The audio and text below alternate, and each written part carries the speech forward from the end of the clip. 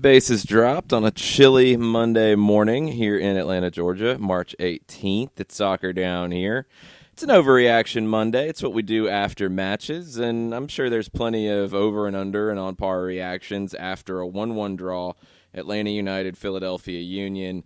Union get on the board early in the second half. Atlanta United equalizes. Can't find a winner. 1-1 is your final. Jason Longshore, John Nelson with you this morning. And, John, what were your takeaways from yesterday at the Benz?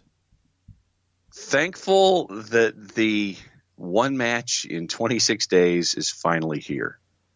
So those that are around can have more than just maybe a day or a day and a half to get together, get acquainted, get the system in place. That to me is a number one.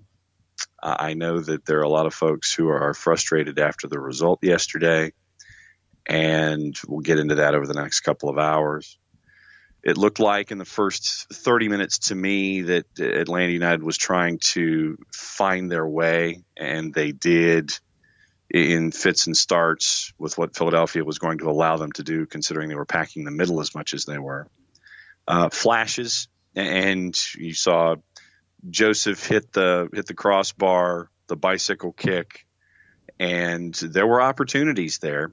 And it was Ezekiel Barco using elevation and going up to about the third floor of the elevator for the equalizer. So flashes, things to take with you.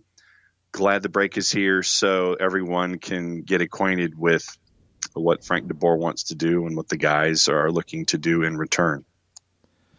Well, let's get to that point because I think you're going to, in my opinion, you're not going to see that truly take place until after the second break before the New England match.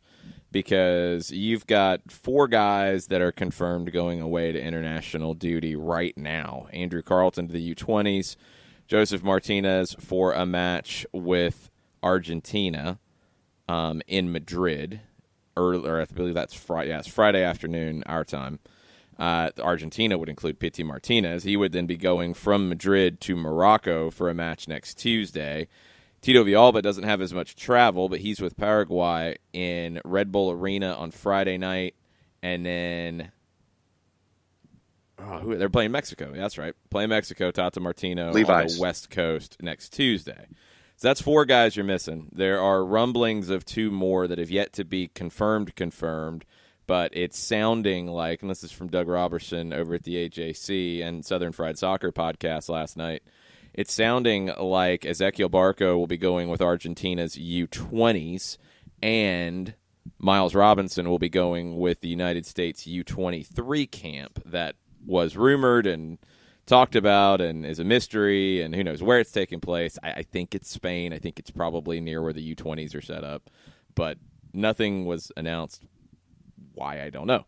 So, could be 6 guys away. I think, honestly, this first week is going to be just a lot of rest. I don't think there's going to be much going on. I think it's going to be a lot of rest. It's going to be a lot of recovery. And then you're going to work on what you can with who you can going into that Columbus match. After the Columbus match, you have a bye week in league play. There's no international break. Everybody will be on hand as you prepare for New England. I think that's where you see a big jump in terms of chemistry, in terms of tactics, in terms of those things. Look, last night's result puts more pressure on the Columbus match. It puts more pressure on the New England match. It puts more pressure on matches going forward. You've dropped 4 points at home. You know, I mean, this is a club that is expected to go 17-0 at home. It's very hard to actually do, but that's your expectation. That's fine. So that's 4 points you got to go find. It's 4 points you got to go find on the road. You have not earned a point in any competition on the road yet. That's something that has to change. That was a huge part of last year's success, was getting points on the road, getting wins on the road. Hasn't happened yet. First one was in Costa Rica. Second one was in Monterrey, which was second one was DC, who is looking pretty good these days. Third one was Monterrey. Not easy places to play. Doesn't excuse it. You have to go find points on the road now to make up for 2 home draws. that's where you're at right now. I mean, that's legit. You can have disagreements on the way the team is playing, and I'm sure that there are plenty of them out there. You can like aspects of it. You can not like aspects of it. You can see a light at the end of the tunnel. You can see darkness all ahead. That's all fine. But the facts are you're not where you want to be in the standings. You've dropped points in each match you've played in league, and you're going to have to go make those up. That adds pressure to upcoming matches. That's what teams in this situation have to deal with. Nothing wrong with that. Nothing erroneous with that, in my opinion.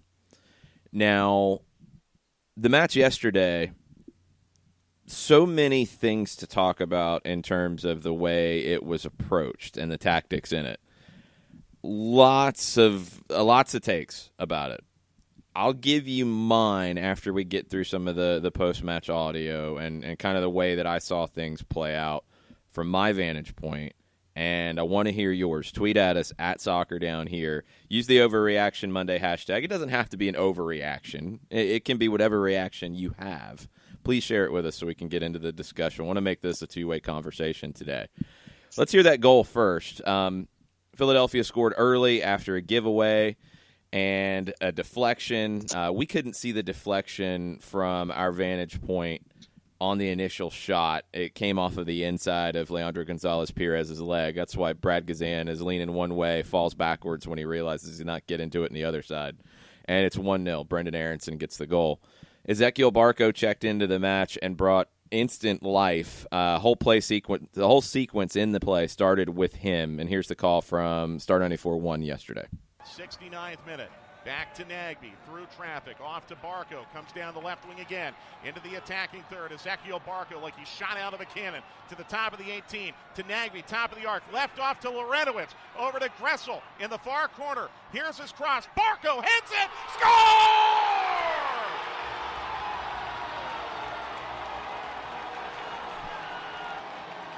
Beautiful team goal by Atlanta United to pull even in the 70th minute. Started with Barco on the left, brought it inside, kept his run going. Ball swings all the way to the right side. Great cross from Gressel. Barco, not with the power header, but the redirection, gets past Blake. It's 1-1. I thought Ezequiel Barco changed the game when he checked in, John. No doubt. And sitting next to Felipe Cardenas in the press box, I give Felipe all of the prescient credit in the world with wondering if a substitution of Barco would change the dynamic, and it did. And you got to see the energy, and you got to see what he is capable of doing. And not a lot of folks knew that he could get up there and get the redirection, but elevation counts just as much as direction, and it was 1-1. Yeah, headed goals are not all about being 6'5" or having a crazy vertical leap. Sometimes they're exactly what Ezequiel Barco did, and you get your goal, you get it 1-1, you don't find a winner from there, and there was frustration after the match, as you would expect. Let's hear from the manager, Frank de Boer. And I already said to my team, after this game, so, I have to give you a compliment that you still, straightened your back and try to push forward, because they didn't play those 4 extra games, during this period. And so every 3 or 4 days we have had a game, and and then you see that we just missing that little bit freshness, to make the difference, to get that pass to the right man or at the right speed and everything, or that first control. So we make still too many errors when it's not necessary, in my point of view, and I think that's the reason. I think mostly is, because, the freshness that we're missing right now. So hopefully after this international period, we can see a fresh United. Of course, one of our major players going to play abroad, but still, I think we're going to see a fresh Atlanta United, and with better choices on the ball. And so 1-1 is a very disappointing result for everybody who loves Atlanta United. But still, they can also be proud, for the team who, straight in the back, also when they were 1-0 down and tried to force at the end, the winning goal. And again, it's not easy when you play that much games and you're tired. The players are really, really tired right now, so they deserve 2 days off, I think. I think the two important things from that, the talk about the freshness and not having that and it leading to unnecessary errors, unnecessary mistakes, unforced errors. And we saw that a lot yesterday. Even with a lot of possession, even with, a lot of passes connected, you had some just poor passes. You just no sharpness. I mean, Eric Remedi was on fumes at the end of it. Just had nothing in the tank. But I think also Frank's comment, and he said it a couple times about straightening their back and fighting through it and playing hard. I don't think anyone should have walked out of the building yesterday disappointed with the effort at all. And that's something that does need to be discussed. There's been a lot of reactions. I heard a lot of reactions last night in the stadium that honestly surprised me a little bit at times. I thought this team battled. And if you have that in a team, if you have a team that is going to fight and going to fight through fatigue and going to fight through an opponent that is sitting back as deep as they can and honestly got the cynical play going pretty early, it's a little disappointed in Philadelphia in that. I think they're a better team than that. But Atlanta fought through it, and you fought back to get a goal, and you kept fighting all the way to the end looking for a second. And that does need to be commended with the amount of games. And Atlanta United had, compared to Philadelphia, 1 additional week of training and 4 more matches. That makes a difference. For me, there's a difference in looking at effort and result at times. You can be disappointed with a result.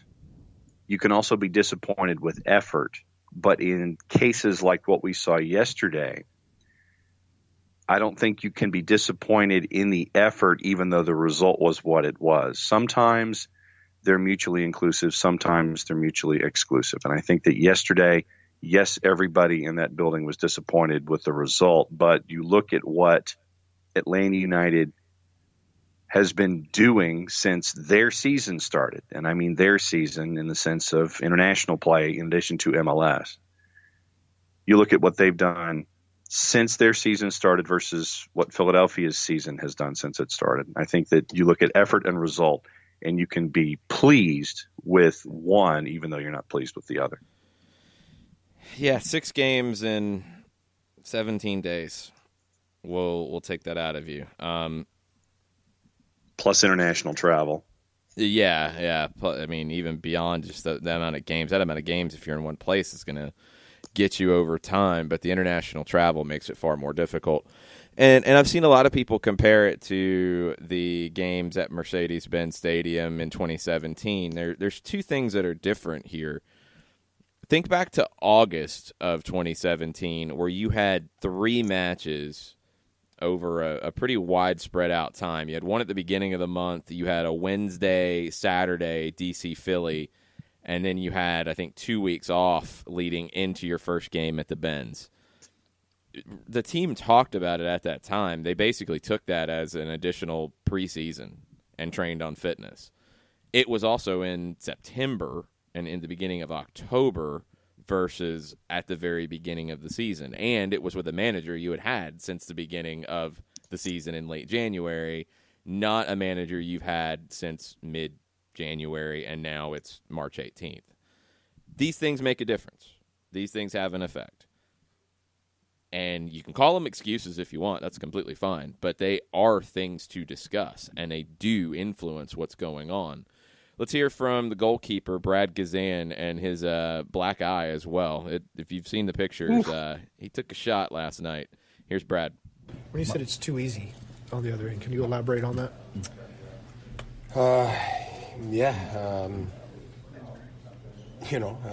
teams aren't breaking us down. Teams aren't combined in 15, 20 passes and scoring wonder goals. So it's too easy from our point of view in terms of ability for teams to get chances and ultimately goals that we're conceding. You said, I think last week, that some of it is just you got to man up, and it's 11 on 11 and go out and play. Is that the case in those situations you just discussed? A little bit, yeah. But I think also, we need to have a bit more bite about us, a bit more intensity. You can talk about the amount of games, you can say what you want. Goes back to what I said, when you cross the white line, you gotta compete. Is fatigue a factor in that?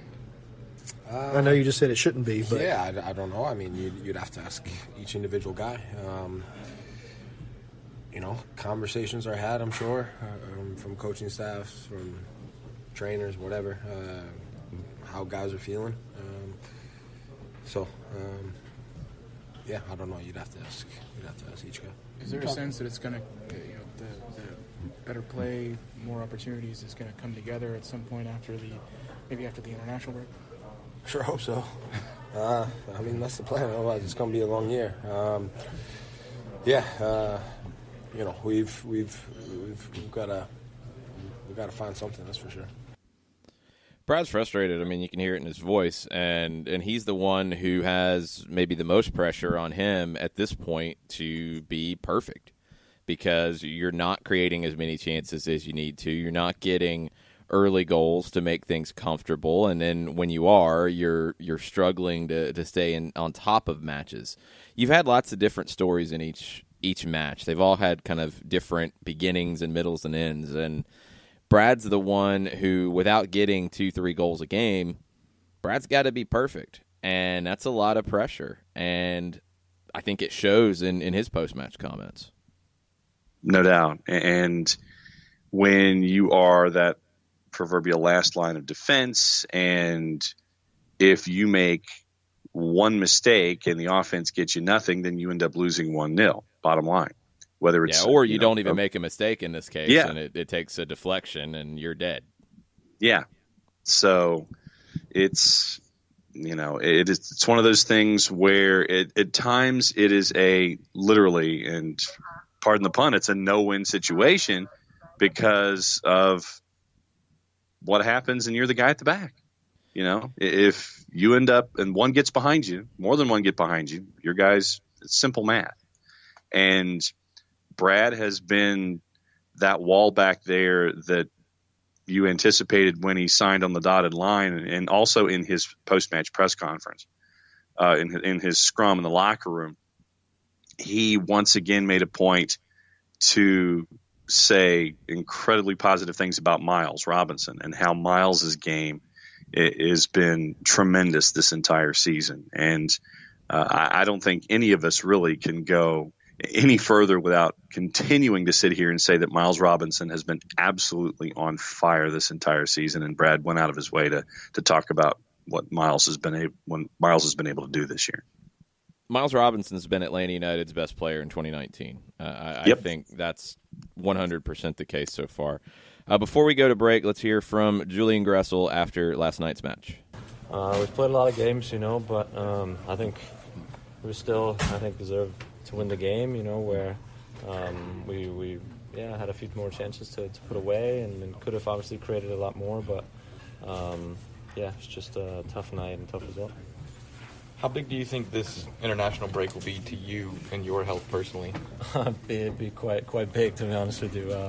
I have a few knocks here and there. Obviously the ankle is not 100% yet, but it's a good time now for 2 weeks to get healthy, get fresh again. I think all of us need it. Some guys are obviously traveling, and all the best to them. But for us and for me, it'd be some good time off. Julian, Frank told us before the second Monterey game that you can't change the system within a week. That'd be a desperation. With the fact that you guys did those changes tonight, is it a desperation right now to create some offense? No, we just try to, play the game. I think ultimately we want to win the game, and if we were in the game better with the system that we then had in the second half with the 4 in the back, and and that way it's not really like a fundamental change. You kind of just change it on the fly and you put the players you think in the best positions possible and then try and go for the win. Ultimately that's what matters. Do you feel like that this team has, from the last 2 matches, grown a little bit of confidence maybe? Yeah, I think so. Obviously would have liked to start this break off with a win and go into this whole thing with 3 points and ultimately 4 in MLS. But I think we played a good game against Monterrey. Got a deserved victory there. And then tonight, unfortunately, the result wasn't there. But I think our energy was good, and we tried to obviously be on top of him and make him defend a lot. Obviously, had a lot of possession. Obviously would have liked to create a lot more chances and really put a lot of pressure on him, but. Like I said, we'll be very happy to head in those 2 weeks now and then get fresh and then get going again. All right, let's take a quick break. We'll get into more Overreaction Monday right after this. Today's show is presented by Appolinsky & Associates, personal injury lawyers with over 30 years of experience, supporters of Atlanta United, Faction, and Inter-Atlanta Youth Football Club. If you've been hurt in a wreck, contact Steve today at steve@aa-legal.com or call in 24/7 at 404-377-9191. The initial consultation is free. A ranger station. I'd like to report a bear hug. Okay. I put out my campfire and Smokey Bear hugged me. So you drowned the fire, you stirred it, drowned it again, and felt that it was cold? Uh-huh. Yeah, but he's just letting you know you did good. Bear hug from Smokey Bear. Status update. I'm gonna let you go now. There are many ways to start a fire, but one sure way to put it out.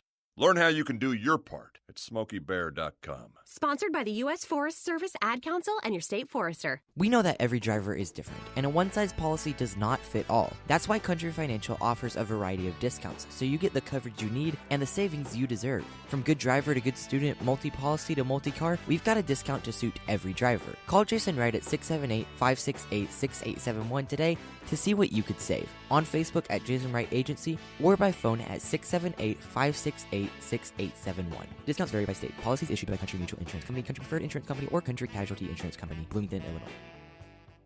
Every hiring manager knows that a company is only as good as the people it's made from. So where do you find the best people? That may surprise you. Meet the grads of life. Young adults of unique determination and experience. An ideal fit for your company in an entry-level position, internship, or even mentorship. They might not have every qualification you typically look for, but they're exactly who your company needs. This is talent worth knowing about. Go to gradsoflife.org to learn how to find, cultivate, and train this great pool of untapped talent. Brought to you by the Ad Council and gradsoflife.org. Welcome back. Sauger down here. Overreaction Monday. All the reactions today, and it was the same after the match last night as we put the questions out there on Star 94.1 as to how people were feeling afterwards. There was sky is falling, this team won't make the playoffs, that type of stuff. There was everything will be fine, no worries. There was lots of in between. It was all over the place, and maybe the most varied reactions that I've ever seen after an Atlanta United match.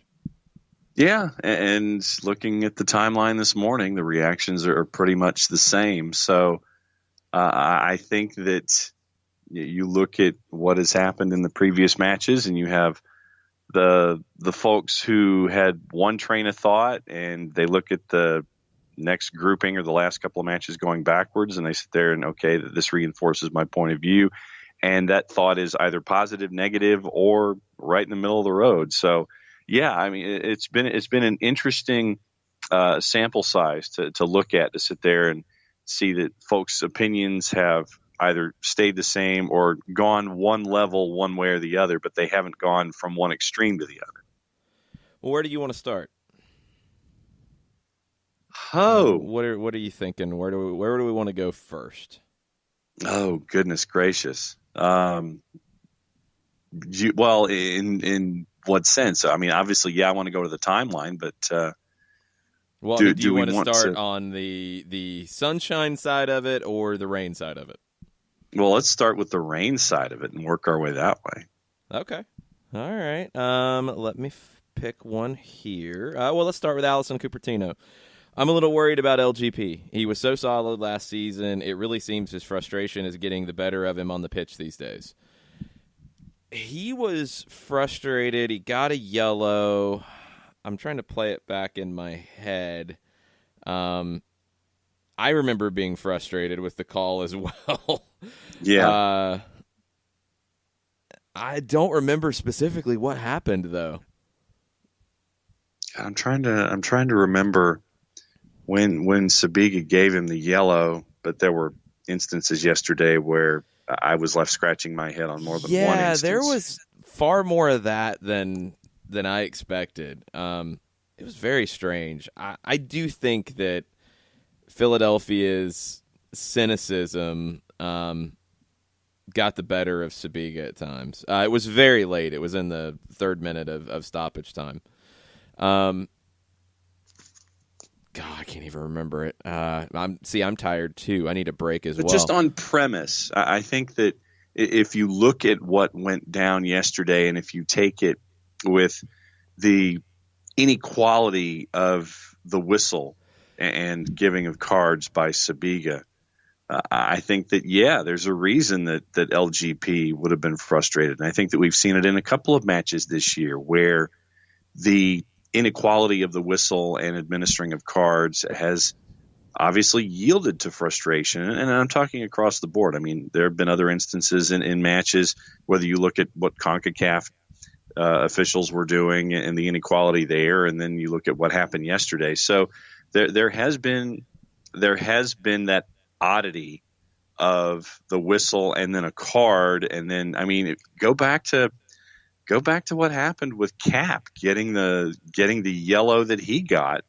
because of basically a hand check and then getting called for that.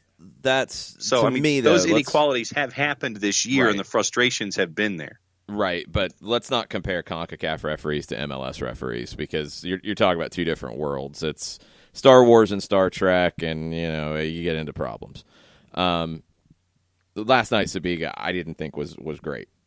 I thought he poorly managed the game. I thought he let Philadelphia kind of get away with a lot of stuff to slow play down, to break up the rhythm. He didn't manage some of the play acting as well. There was one that Corey Burke lost out, I believe, to Miles Robinson because that happened a lot, and started to get up and then just sat back down. Behind the play. In front of Gazan, yeah. Just no, this was closer to midfield. Just sat down. Okay. Just got up, thought about, no, I'm just going to sit down. Stayed down behind the play. Ball gets played out. Sabiga's over dealing with stuff. There's a substitution as well. I think that might have been when Barco checked in. Then he goes over to Burke after the training staff had already come out and are just hanging out, just wasting time. And then he goes over to rush them along. Stuff like that. It wasn't the first time it had happened with Burke. That was frustrating in terms of game management. LGP as a whole, I think, has been pretty good this season with his play. He had the huge mistake in Herediano. He hasn't been quite as sharp as he was last season, and we'll see if fatigue has anything to do with it. But he hasn't been at the level that I thought he was last season, especially in the second half. He needs to get back there. I don't think the defense has been a huge issue, though. As a whole, I'm not worried about the defensive side of the ball. No. I'm not. I'm the outside backs right now until Franco Escobar's back. Yeah, you haven't been at full strength. Left side without George Bello, you're not at full strength. You're mixing and matching. You're trying to find things that work. We'll talk about the shape yesterday that started it out because it was very different. It was a very different setup. But defensively with LGP, with Parkhurst, with Robinson, I think that's the part of the team you can worry about the least. No doubt. And to have someone like Brad in net, to have the back line being what it is, then working your way forward. I mean, that to me, just focus on the midfield and scoring an offense. And I know that a lot of folks have been locked into that idea. It's like, okay, where's the offense and when's it coming and all that kind of stuff. And because one of your newest pieces is one of the integral parts of the offense that you'd like to have. I know that that's why it's been a focal point. And when you're talking about PT Martinez, and trying to get him fully integrated and fully comfortable with what's going on in front of him. But once again, when all you have is game action, regen, maybe some limited practice to try to implement a new system or a newer system or a twist to what was there previously, then you're going to have these difficulties because all you're doing is playing games. And that to me has been one of the things that has been in my brain as keeping an eye on things this season, is that Frank DeBoer has an idea, but you can't fully implement the idea if all you're doing is getting out there and playing. And then you have too much thought offensively. I think that you have a lot of guys who are out there thinking instead of playing or doing. And I think that that's been something that a lot of folks have been looking at. And when you're not scoring goals and all you're doing is thinking, and when you have teams who are just pretty much packing the middle, as has happened the last 2 times out, then it's going to be difficult naturally for you to get the offense untracked and get it out there with what defenses are doing right now. Peter Verme said this last night. So Kansas City played last week in league. They played Thursday at home in a tougher game than it probably should have been against Independiente from Panama. They get through in CONCACAF. Then he went with the first choice lineup in Colorado last night. It took a late Johnny Russell free kick to get a point. He said this: if you want to be a top-level team, you got to be able to play 3 games in a week. You got to be able to do it. It's part of the business. I would, and we don't know because we don't have an alternate reality here, I would like to know what the reaction would be if you were getting similar results if you rotated a bunch of different guys into the lineup. I don't know if the results would be better. And I think the reaction would be similar, just flipped to, well, why are you playing all these different guys? You need to play the starters. I don't know if there's a better way to handle this. Now, I want something to be understood, because right now there's a lot of spicy takes that don't have a lot of extra information attached, and I don't like to give spicy takes anyway. I don't like to go hot take, but we also have the benefit of being able to explain things further here and try to take advantage where we can. To say that the starting lineup playing a lot of minutes is kind of what you had to do here does not give an out to substitutions in Monterrey. If I'm going to criticize Frank DeBoer for one thing, I get to pick one. That's the one, the way the end of the match in Monterrey was handled. And it's not even from a rotating guy's perspective at all. It's from managing that match. Mitigating the damage. Yeah, I felt like it was getting away with the Pizarro substitution. I felt like the game was changing then. Totally with the explanation that you didn't want to change anything because the team was playing well up to that point. 100% agree. And I thought maybe you needed to change it at halftime. I was wrong. The team played really well in the second half after an initial flurry from Monterrey. But then when Pizarro checked in, it started to change. When they got the second goal, I think you had to make a sub, as much to break things up as to get fresh legs on to change things. To say that I'm okay with the lack of rotation does not mean that I'm okay with the lack of substitutions in a match. Those are two very different things. So I hope that's understood. Let's get to Jim Lepp's comments here, and he's got a few. He goes down to E. Wow. F. Sorry, no, he goes to F. And he might have more. I think Jim might be taking a break. All right, let's get caught up on Jim's comments. A. I want to hear what you think about this, John. Frank DeBoer seems to be trying too hard to explain what is happening, and that effort seems to lead to additional frustration by some fans. Trying too hard to explain what's happening? Yeah, people are getting upset about his explanations about things. I've heard lots of people say it's excuses. I would rather a coach sit there and explain something to me from his perspective than not, because then that way you have less questions about where somebody's coming from in this particular situation. So would you rather him not say anything, work everything behind the scenes and be frustrated, or would you rather have a coach be open as open as he wants to be and as open as Frank DeBoer has been, and then understand where somebody's coming from. I think you're caught in a catch-22. Yeah. I disagree with comparing the start to what Toronto dealt with in 2018. I don't think it was the same thing. Toronto had injuries on top of the matches, so I disagree with that one that was said. I think Pity Martinez struggling to adjust to playing on turf is a little overstated. Yeah, he didn't play league matches in Argentina on turf, but I would assume, and maybe I'm wrong, I would assume he's been on it before and trained on it, and now he's had enough time to train on it. It's not that different. I don't think that's the issue with Pity Martinez. I don't think it's turf. I think it's just he's not sharp. He's forcing it. He's trying to push through it. He is just not playing well right now. Yeah. I think it's as simple as that. If maybe that's where Jim's kind of headed about trying too hard to explain it, maybe. I think that one's a reach. I think the Toronto one's a reach. Outside of that, I think DeBoer has given some insight and some insight into the way he's thinking about things that's very important and something that, honestly, you didn't get last year with Tata Martino.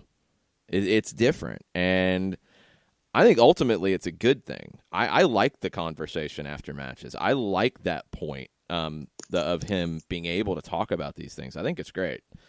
B, from Jim Lepp. Interplay between attackers remains a mystery. That connection isn't there. Unfortunate that they are all going away during the break and won't have this time to work on that. Yeah, I mean, it's not where you want it to be. I do think that we've learned a little bit in these last two matches.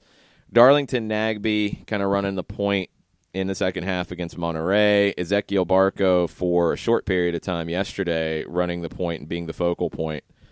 That helps a lot. I don't think that person is Pity Martinez. I don't think that's his game. Just because he wears the number 10, I don't think he has to be a number 10. I think he's better off Joseph's shoulder, either out on the wing or as a second forward in a free role. I don't know if he is the guy to get all of the touches in the build-up.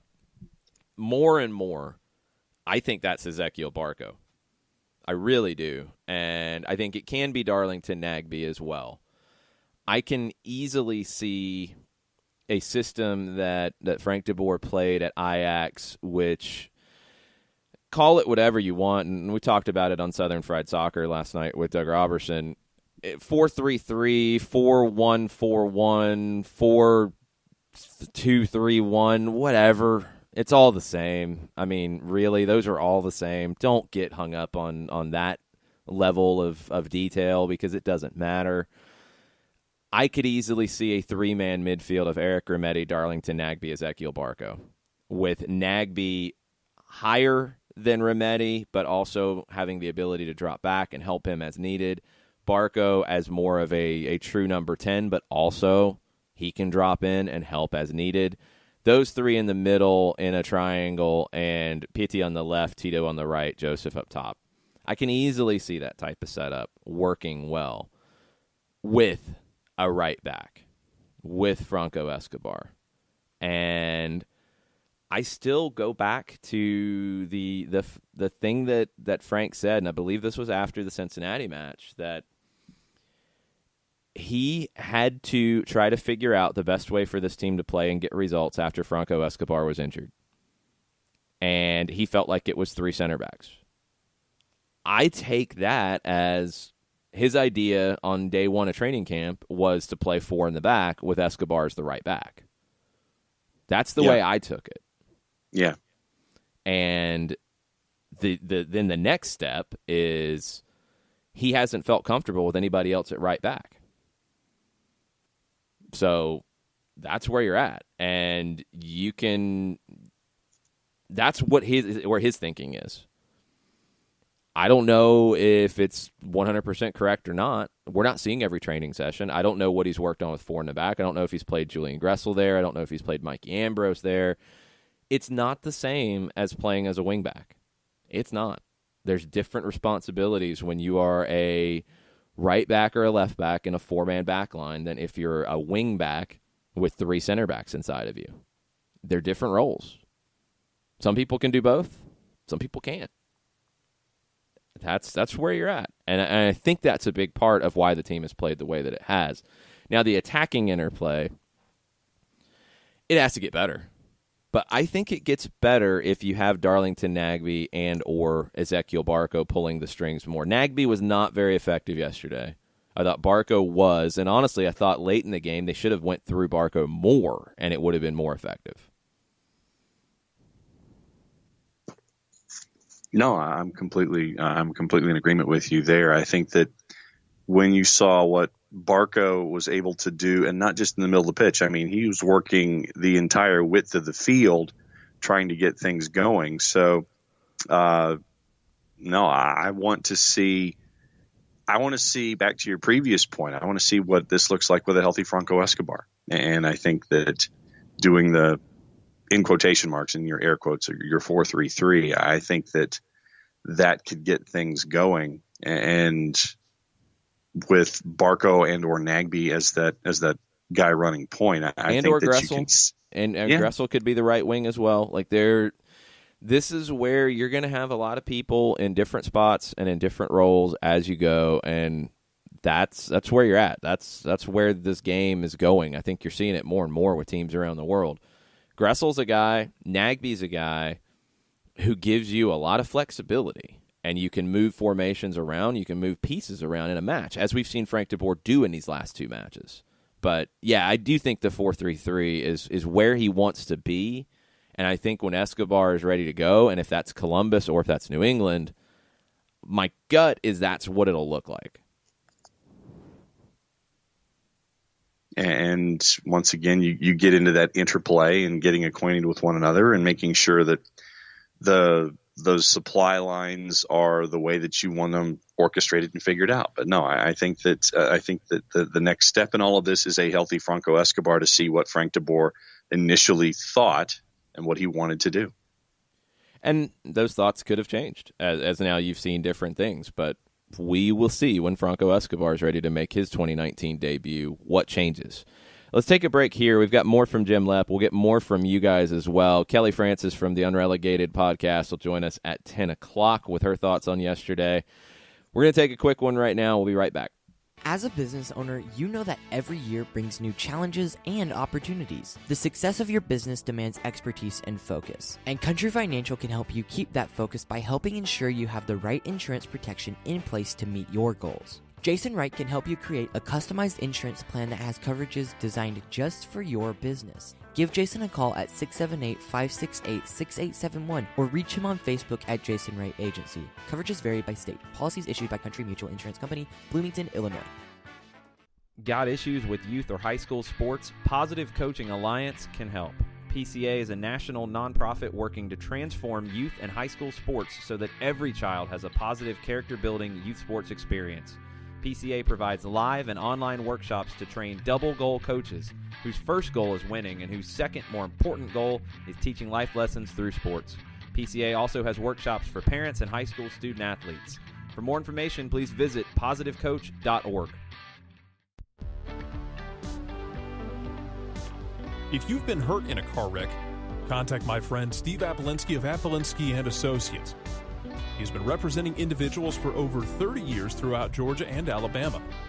Email him at steve@aa-legal.com or call him 24/7 at 404-377-9191. The initial consultation is free.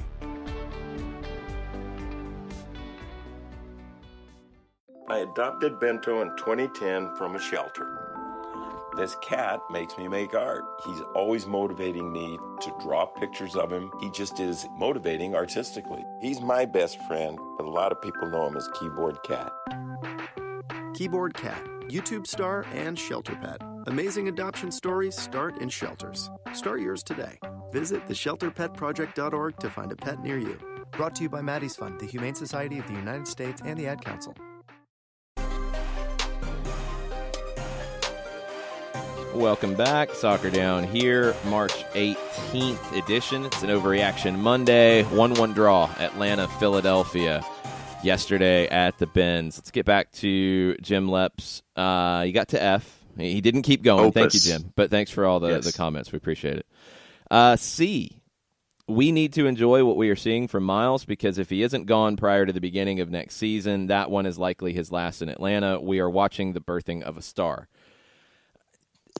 One thing I would say, I agree totally. Miles Robinson's been Atlanta United's best player, flat out.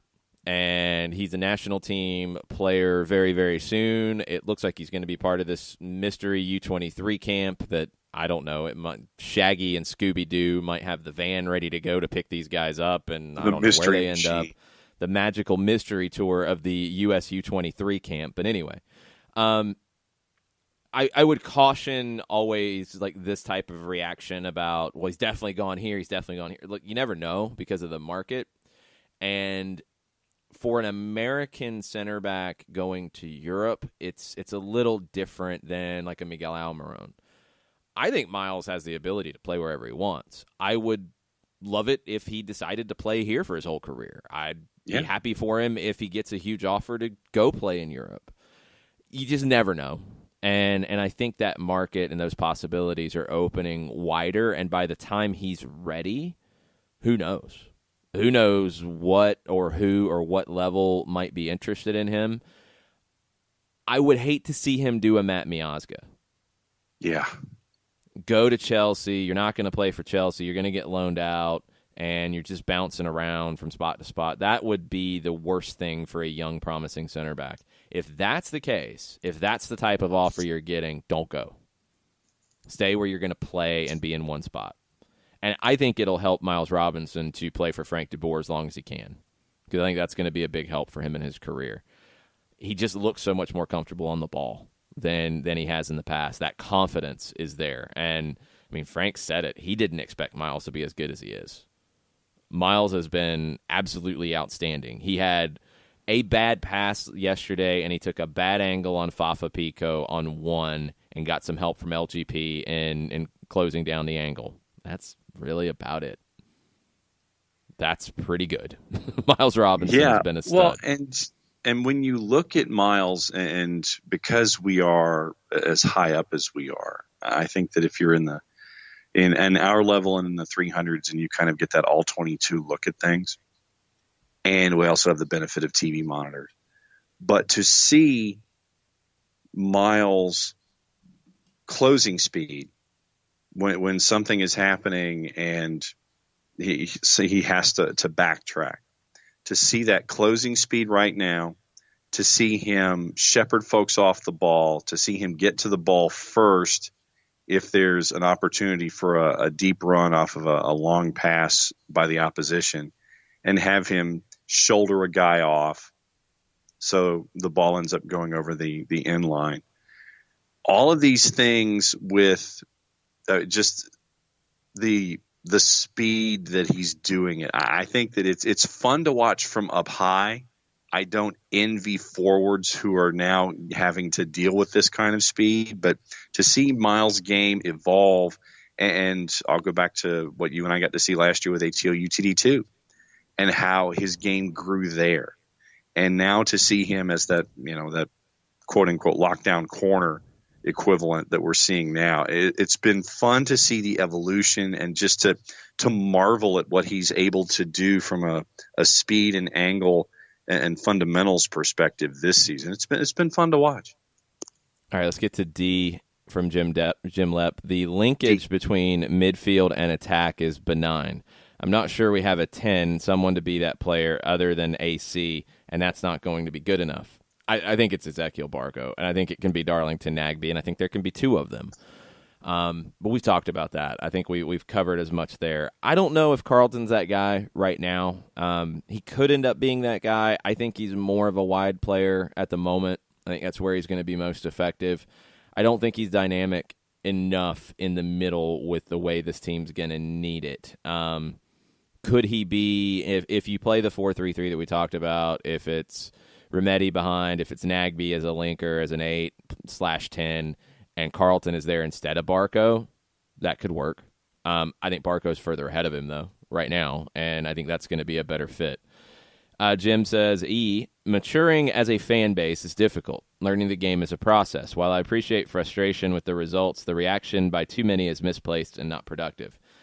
Look, I don't even know if it's learning the game. I don't want it to come off that way because I think there's a lot of people who know the game very, very well who are upset, angry, who are understanding. I think there are new fans who are both as well. I don't think it's necessarily a learning the game thing. I think it's, to a degree, just dealing with adversity. And this is the first real adversity, and it's not as adverse as we've seen in some other clubs in this league and other clubs around the world. Yeah. But it's the first time Atlanta United's had this in an extended period of time, because 2017, even when you had some rough times, there was always it's first year. You're still figuring it out. You have a weird schedule.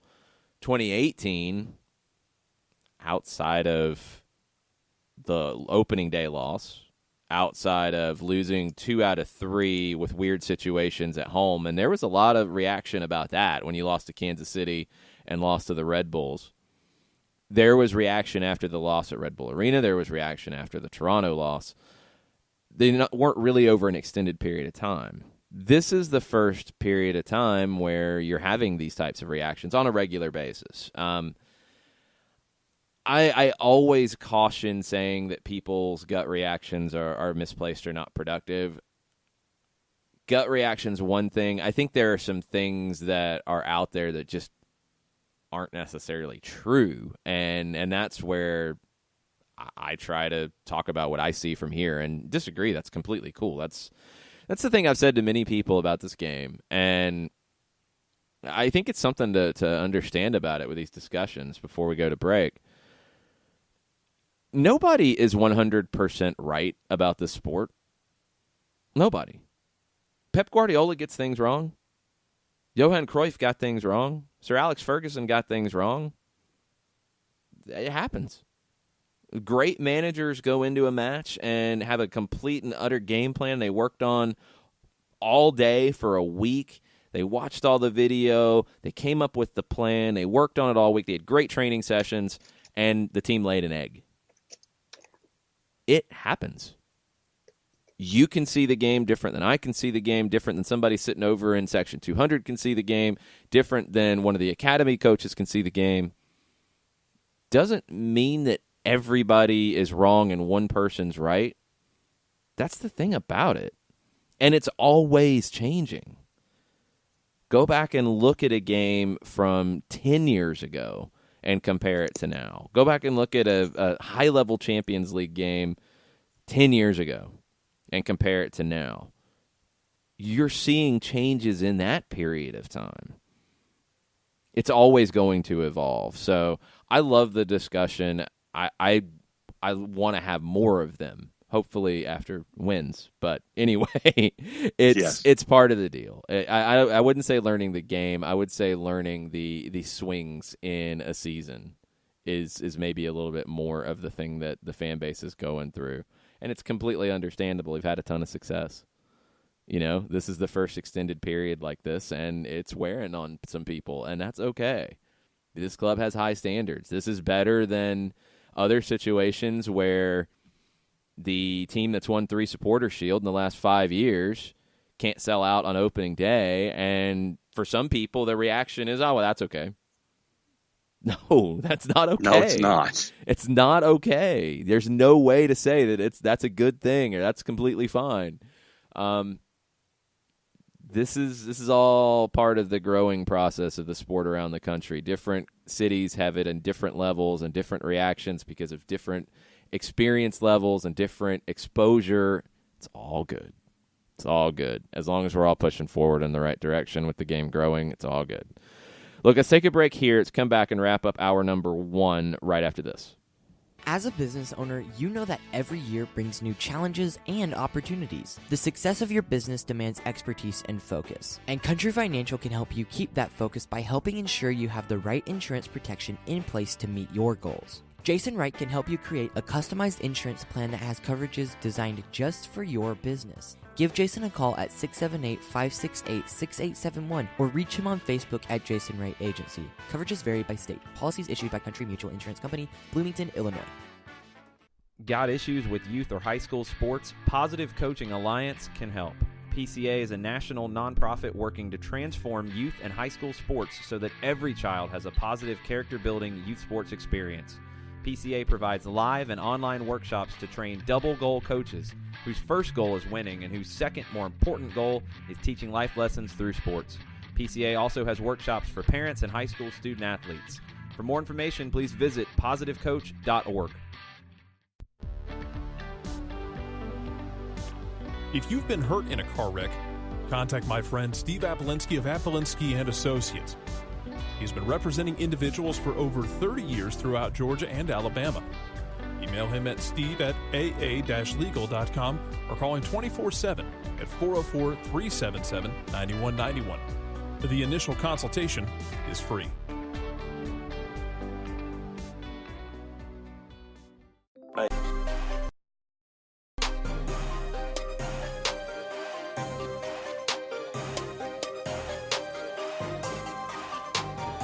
All right, closing out hour number 1, we have Kelly Francis from the Unrelegated podcast about to join us. She had a birthday yesterday. I was going to give her a pass on not joining us, even though it had been scheduled. But Kelly is game. She will be joining us after this quick segment.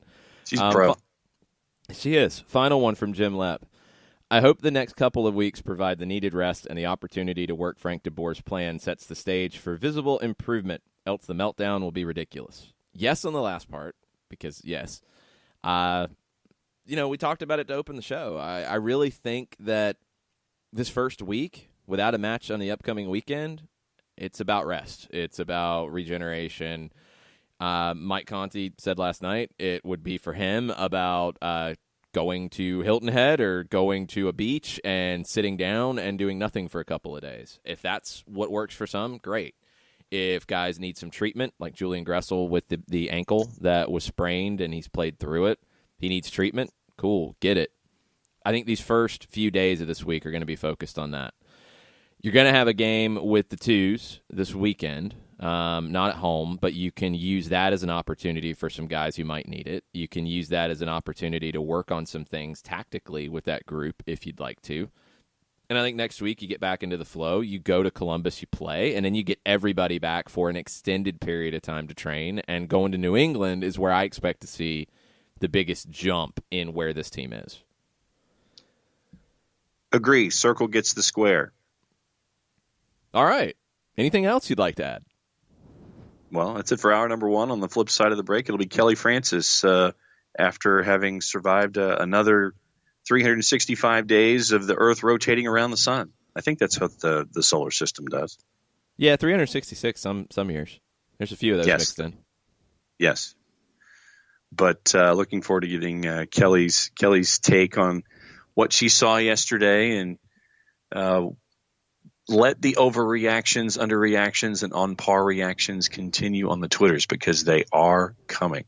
Yes, we will get your reactions, all of the above, and Kelly will give us some of the reactions from the supporter section around her right after this.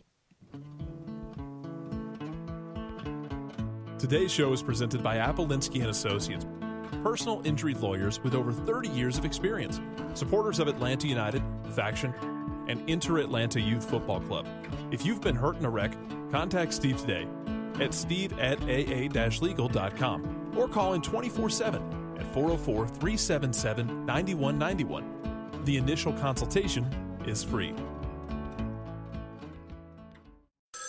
A ranger station. I'd like to report a bear hug. Okay. I put out my campfire and Smokey Bear hugged me. So you drowned the fire, you stirred it, drowned it again, and felt that it was cold? Uh-huh. Yep, he's just letting you know you did good. Bear hug from Smokey Bear. Status update. I'm gonna let you go now. There are many ways to start a fire, but one sure way to put it out. Learn how you can do your part at SmokeyBear.com. Sponsored by the U.S. Forest Service Ad Council and your state forester. We know that every driver is different, and a one-size policy does not fit all. That's why Country Financial offers a variety of discounts, so you get the coverage you need and the savings you deserve. From good driver to good student, multi-policy to multi-car, we've got a discount to suit every driver. Call Jason Wright at 678-568-6871 today to see what you could save. On Facebook at Jason Wright Agency or by phone at 678-568-6871. Discounts vary by state. Policies issued by Country Mutual Insurance Company, Country Preferred Insurance Company, or Country Casualty Insurance Company, Bloomington, Illinois.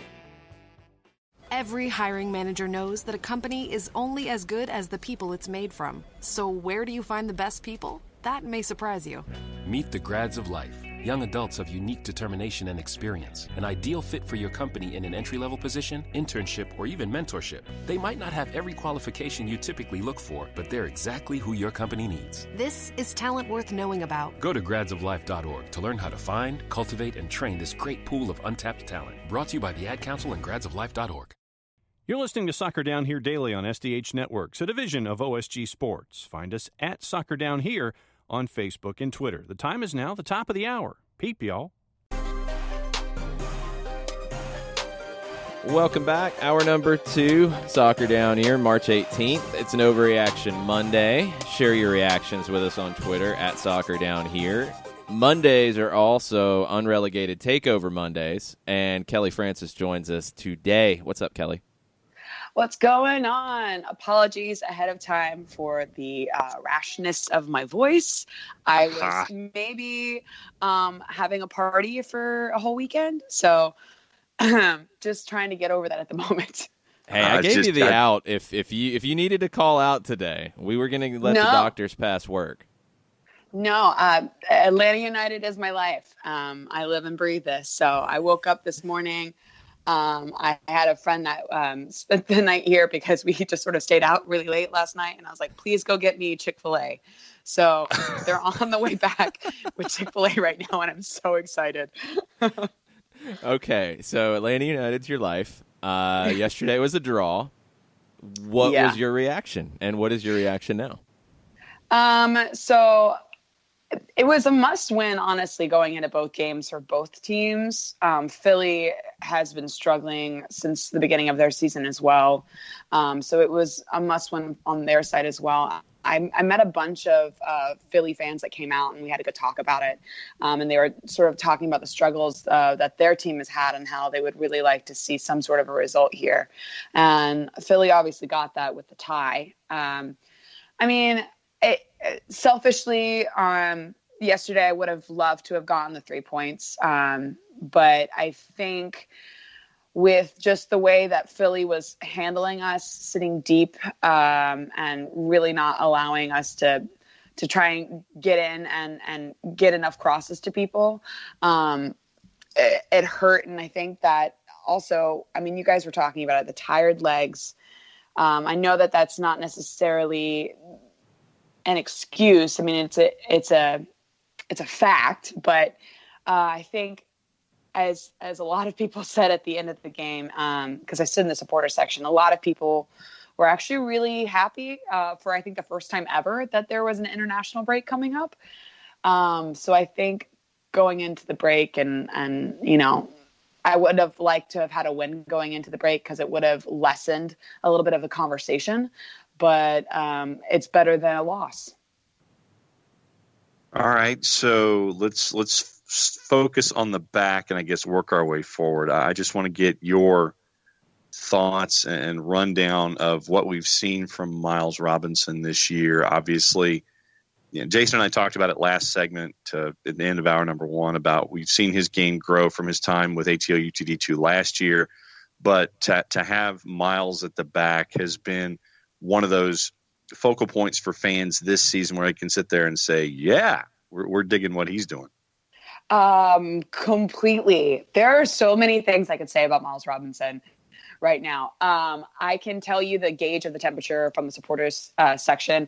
The minute he saved that ball from going in the goal, I'm pretty sure I got beer thrown on me. So it was almost like his own Wait a goal. minute. That's the reverse. Yeah, right? But people were so ecstatic. And then I think also maybe less than 5 seconds later, there were chants of Robinson. And I've seen so many tweets and people just posting things. I think one of the funniest things I saw was this morning where somebody had posted a picture of Miles Robinson, and it says 70% of the earth is covered with water. The other 30% is Miles Robinson. Very nice. Not bad. He has been phenomenal. I think, honestly, under the system, under Frank DeBoer, I'm pretty sure a lot of people have been sort of speculating the fly on the wall conversations those two have been having about sort of how to improve his game and how for him to read the game better or perform, a little bit differently. I think if anybody is benefiting from Frank DeBoer being here as a coach right now, it's most obviously Miles Robinson. And I just look forward to seeing him further on the season. I mean, I honestly, as weird as it sounds, I look forward to seeing him on a bad day, like on a game where he's not necessarily having his best game, and seeing sort of how he pushes forward through that. Because a lot of times when you're on this stretch of really great games defensively, having a bad day can kind of get to your head. So I honestly look forward to seeing when he has that sort of a bad day, to see how he pushes through it with it. And I know that sounds so weird because you don't want Miles to have a bad game, but I think it's important for growth, and I'm looking forward to seeing how he handles that. What was the vibe in the supporter section yesterday? It sounded kind of weird to us in the radio booth at different points. There were some reactions that surprised me a little bit. I could kind of feel the edginess a bit as the match went on, especially before Barco's equalizer. But what was the vibe for you being in the section? I think edginess is appropriate. There felt like there was a lot of attention. I was standing in the second row, so like right behind the capo stand in the second row. So I was towards the front of it. And, you know, I sat there and I cheered and I yelled all night, and we participated in all of the chants. But it was this weird moment, and I think back on it now, that we started the Atlanta United chant, and it took us like at least 3 rounds to really get the stadium into it. And I don't think I've ever had that experience where we had to try and motivate the rest of the stadium to want to support and like cheer and yell. And so I think that was like one of the weirdest things, is that, you know, now we're having to do a lot, the support section is having to do a lot of the work of trying to continue to keep the tempo of the temperature of the fans' reactions a little hotter than colder these days. And so it just ends up being a lot of work for the capos. The capos are now switching out every, 5 chants or so, just to keep the energy high. That's one of the biggest things that I've been hearing and seeing, is just trying to get the supporter section's energy a little higher. So that's what we've been working with lately. I mean, you still have, obviously, with good shots, with Joseph's bicycle kick, with the crossbar, you've got moments like that spark energy. It's almost in a comparison of like when Barco came on the pitch last night and there was that spark of energy. We have spurts like that in the supporter section where there is a spark of energy, and you really push forward and you get the rest of the stadium in on it with you. But I do think that when Philly scored that goal, I think we were starting a chant, and then Philly scored, and I think everybody in the supporter section was like, wait, what just happened? And so it just sort of got quiet for a second. It's hard on moments like that to push through, because then you're trying to figure out what's going on. But either way, yeah, no, I think your gauge and your understanding or your feed from what's been going on in the supporter section is accurate. I think that the break's going to do us a lot of good, especially for the supporter section, because then we'll come back in with new energy, and it is also going to be like a refreshing change for all of us going into the season. Well, going into the end of April, I think, is the next home match. It's April something. I can't remember. Yeah, it's a while. Dallas. It's April 20. Yeah, you got a month. It's like a whole month. Yeah. So I think, honestly, having that sort of break to give people time to, watch how we are away and then come back into the stadium. We're going to be excited again to be at home. And I think that sort of energy going back into it is going to help get it back up. Yeah, you'd mentioned Ezekiel Barco, and I wanted to kind of get into what Zeke was able to do yesterday. You'd mentioned that spark of energy that was there. And I mean, this is what you need in these situations where you have a team who's playing 4+ matches, in the case of Kansas City in the next round, that playing more matches than the other guy, and you've got to grind through. And I think that that seems to be the personification of all of this, whether we're talking fans or players and results. It's like right now everybody's trying to grind through. The players are grinding through it, and the fans are trying to grind through it emotionally to continue to root the team on, to get them and get that push that's necessary so they can get the vibe that's always been there from the fans. Yeah. I mean, absolutely. There's a difference of the amount of effort we have to put into this team this year than obviously previous years. But I do think, going back to Barco, I've always found Barco to be a spark of energy, especially this season. It's been it's sort of this strange change in attitudes I've been having towards him. I wasn't the biggest fan of him last year. I mean, I knew that he needed time. He's young. He just needs to sort of grow in confidence. But I think that honestly, coming into this year, there's been a massive improvement on him. And I think whenever I see him on the pitch, it is a spark of energy, whether he's been playing the full 90 minutes or not.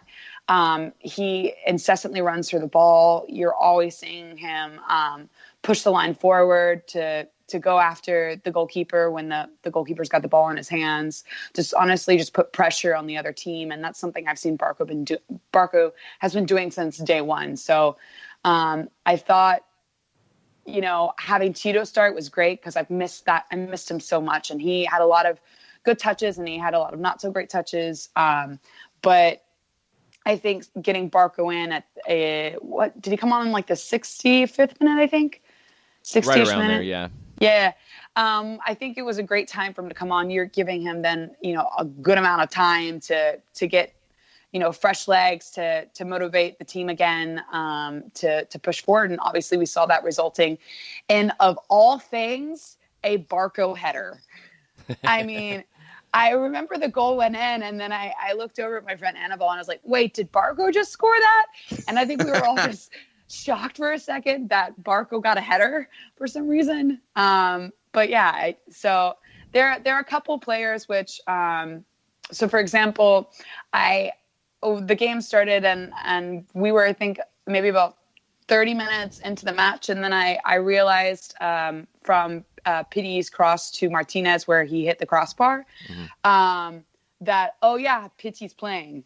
So I know that he's tired and I know that he's not necessarily in the best shape right now, but I think it was a little shocking for me to realize that Pitty was actually playing yesterday because I just didn't see a lot from him the first 30 minutes of the game. I think after he was able to find a bit more space and cross where it needed to be crossed. But I think that was just a little weird for me 30 minutes into the match to realize that Martinez is playing. So it took him a while to get into the match. Then I thought the middle portion was all right, and then he kind of drifted out as he did finish the 90, but he struggled to. He's one that I think you hope going away to play with his national team gives him a little bit of a spark. Then also that additional week once he gets back after Columbus. Wouldn't surprise me if Columbus, because he's got the furthest to travel. He goes to Madrid with Argentina to play Venezuela. Then they go to Morocco to play on Tuesday the 26th. Then he's coming back to play Columbus on the 30th. It wouldn't surprise me if he is off the bench in that game or maybe even out of the 18, depending on how he is when he gets back. It's the going away to the national team that hopefully gives him a good feeling, gives him a lot of confidence coming back in, and then that extra week after the Columbus match to train. I think we'll start to see better from Pity Martinez at that point. Oh, I absolutely 100% agree. I think out of all of the players who are benefiting from this break, it's him. You need that sort of, I guess, change in scenery for the moment would be good. You're going back and you're seeing a lot of players that you've played with for many years. So it's this sort of home mentality that like you're going home and you're regenerating in a way. Yeah, I think, too, the other part is you're going to be talking to guys who have been through what he's going through right now. I mean, Pity moved from Huracan to River Plate, and that took him a while to adjust, and that's moving, within the same general city area, moving from a smaller club to a bigger club and dealing with the pressures and everything associated with that. This is moving to a brand new league that you didn't know very well coming in, a new country, a different type of pressure, a different type of expectation from a fan base that didn't look at him like the River Plate fan base did, who knew he was a star in the making but still an up-and-coming player. The expectation here, right or wrong, fair or unfair, is comparing him to Miguel Almiron. And that's a lot to deal with for a player like Pity Martinez. I think as much as anything, being in the Argentina camp and talking to players who went through that move out of the country to a new league and a new team with a different set of expectations, just getting that conversation going with players who have been through it at the highest levels will help him a lot. Oh, I 100% agree. And it's whether it's fair or unfair, he is being compared to Miguel because, he's wearing the same number. People expect the same sort of work rate out of him. I think it's just been a change in perspective from fans to realize that, one, he is not Miguel. They don't play the same way. They're completely different players. I mean, they're still both exceptional players in their own right. But I think what people are missing most, and I think what is really kind of unfair to PT, is that people are wanting that feeling that we had for Miguel again. They're wanting that person that we want to. Basically, Miguel, every time you saw Miguel, you wanted to just hug him. He was that sort of person that was just like you want to just hug him all the time because he was always smiling. It was always that sort of feeling that it's your best friend, and then seeing Miguel and Martinez and that sort of relationship also, it's just it's a missing of that relationship between two guys. And so I think unfairly a lot of expectations being put on PT to sort of recreate that feeling that we had towards Miguel, and they're different people. So it's different people, different personalities. I think that's as big of a difference as anything, and they have a different game. It's not going to be the same game. No, and I think honestly, with PT taking the international break and being in the Argentinian camp and getting that sort of time to sort of recenter himself, I think he comes back, and a lot of these long shots he's been having are going to start getting on frame. I mean, it's just a matter of time. And we've seen these sort of sparks in these shots. And I mean, that's one of the biggest differences. Like Miguel would never, he would, but it was always the sort of thing. It was a few and far between. But I think Pity is a lot more gung-ho about taking shots from a distance.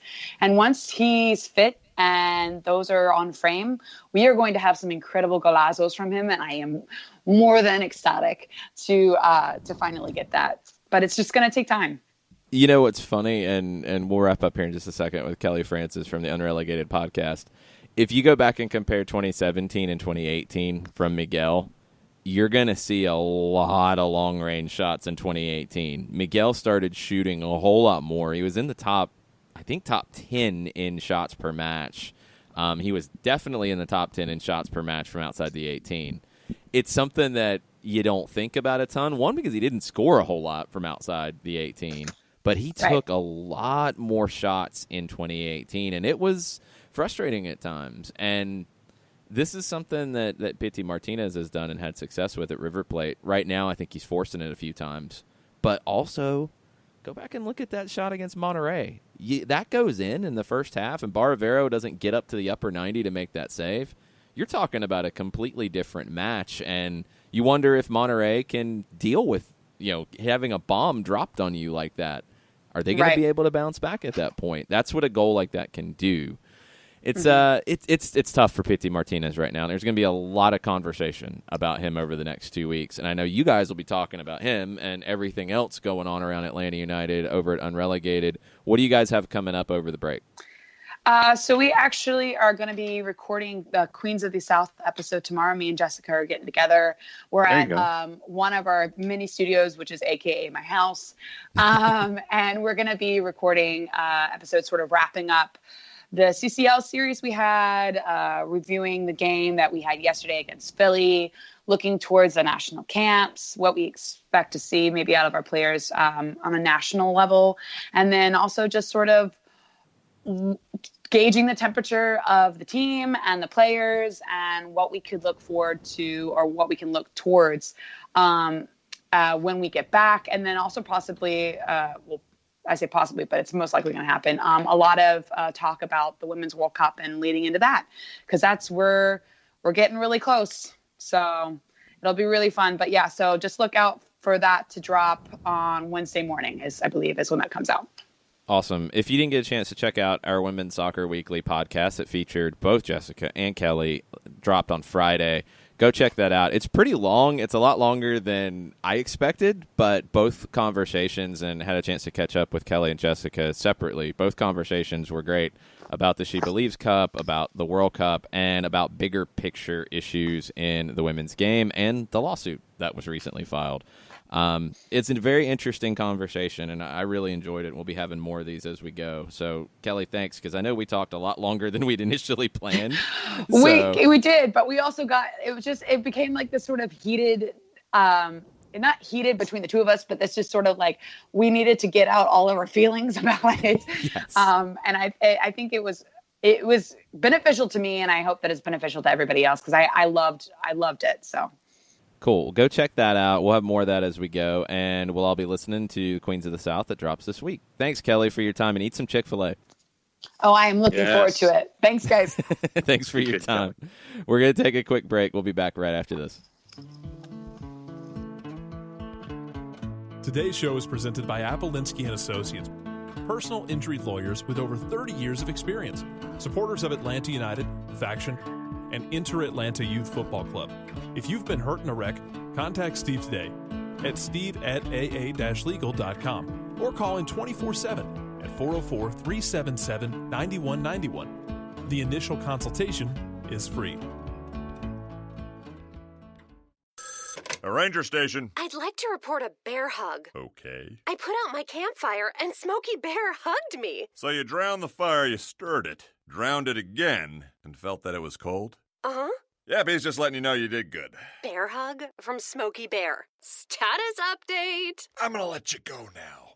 There are many ways to start a fire, but one sure way to put it out.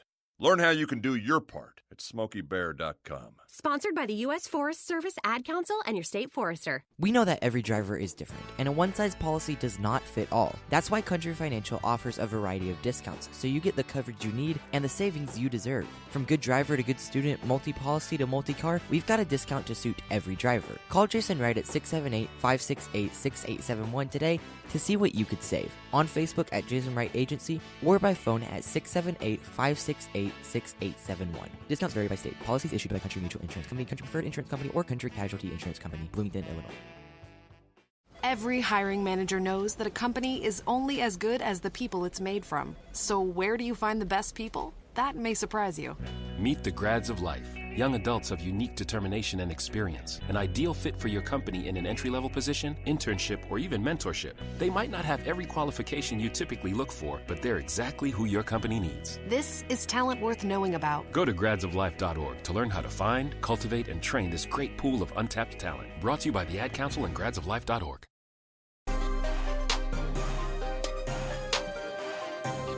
John gets attacked by a coughing fit as we come back from break. You ain't kidding, brother. See, you said something funny, and yeah, I can't have funny things said to me these days.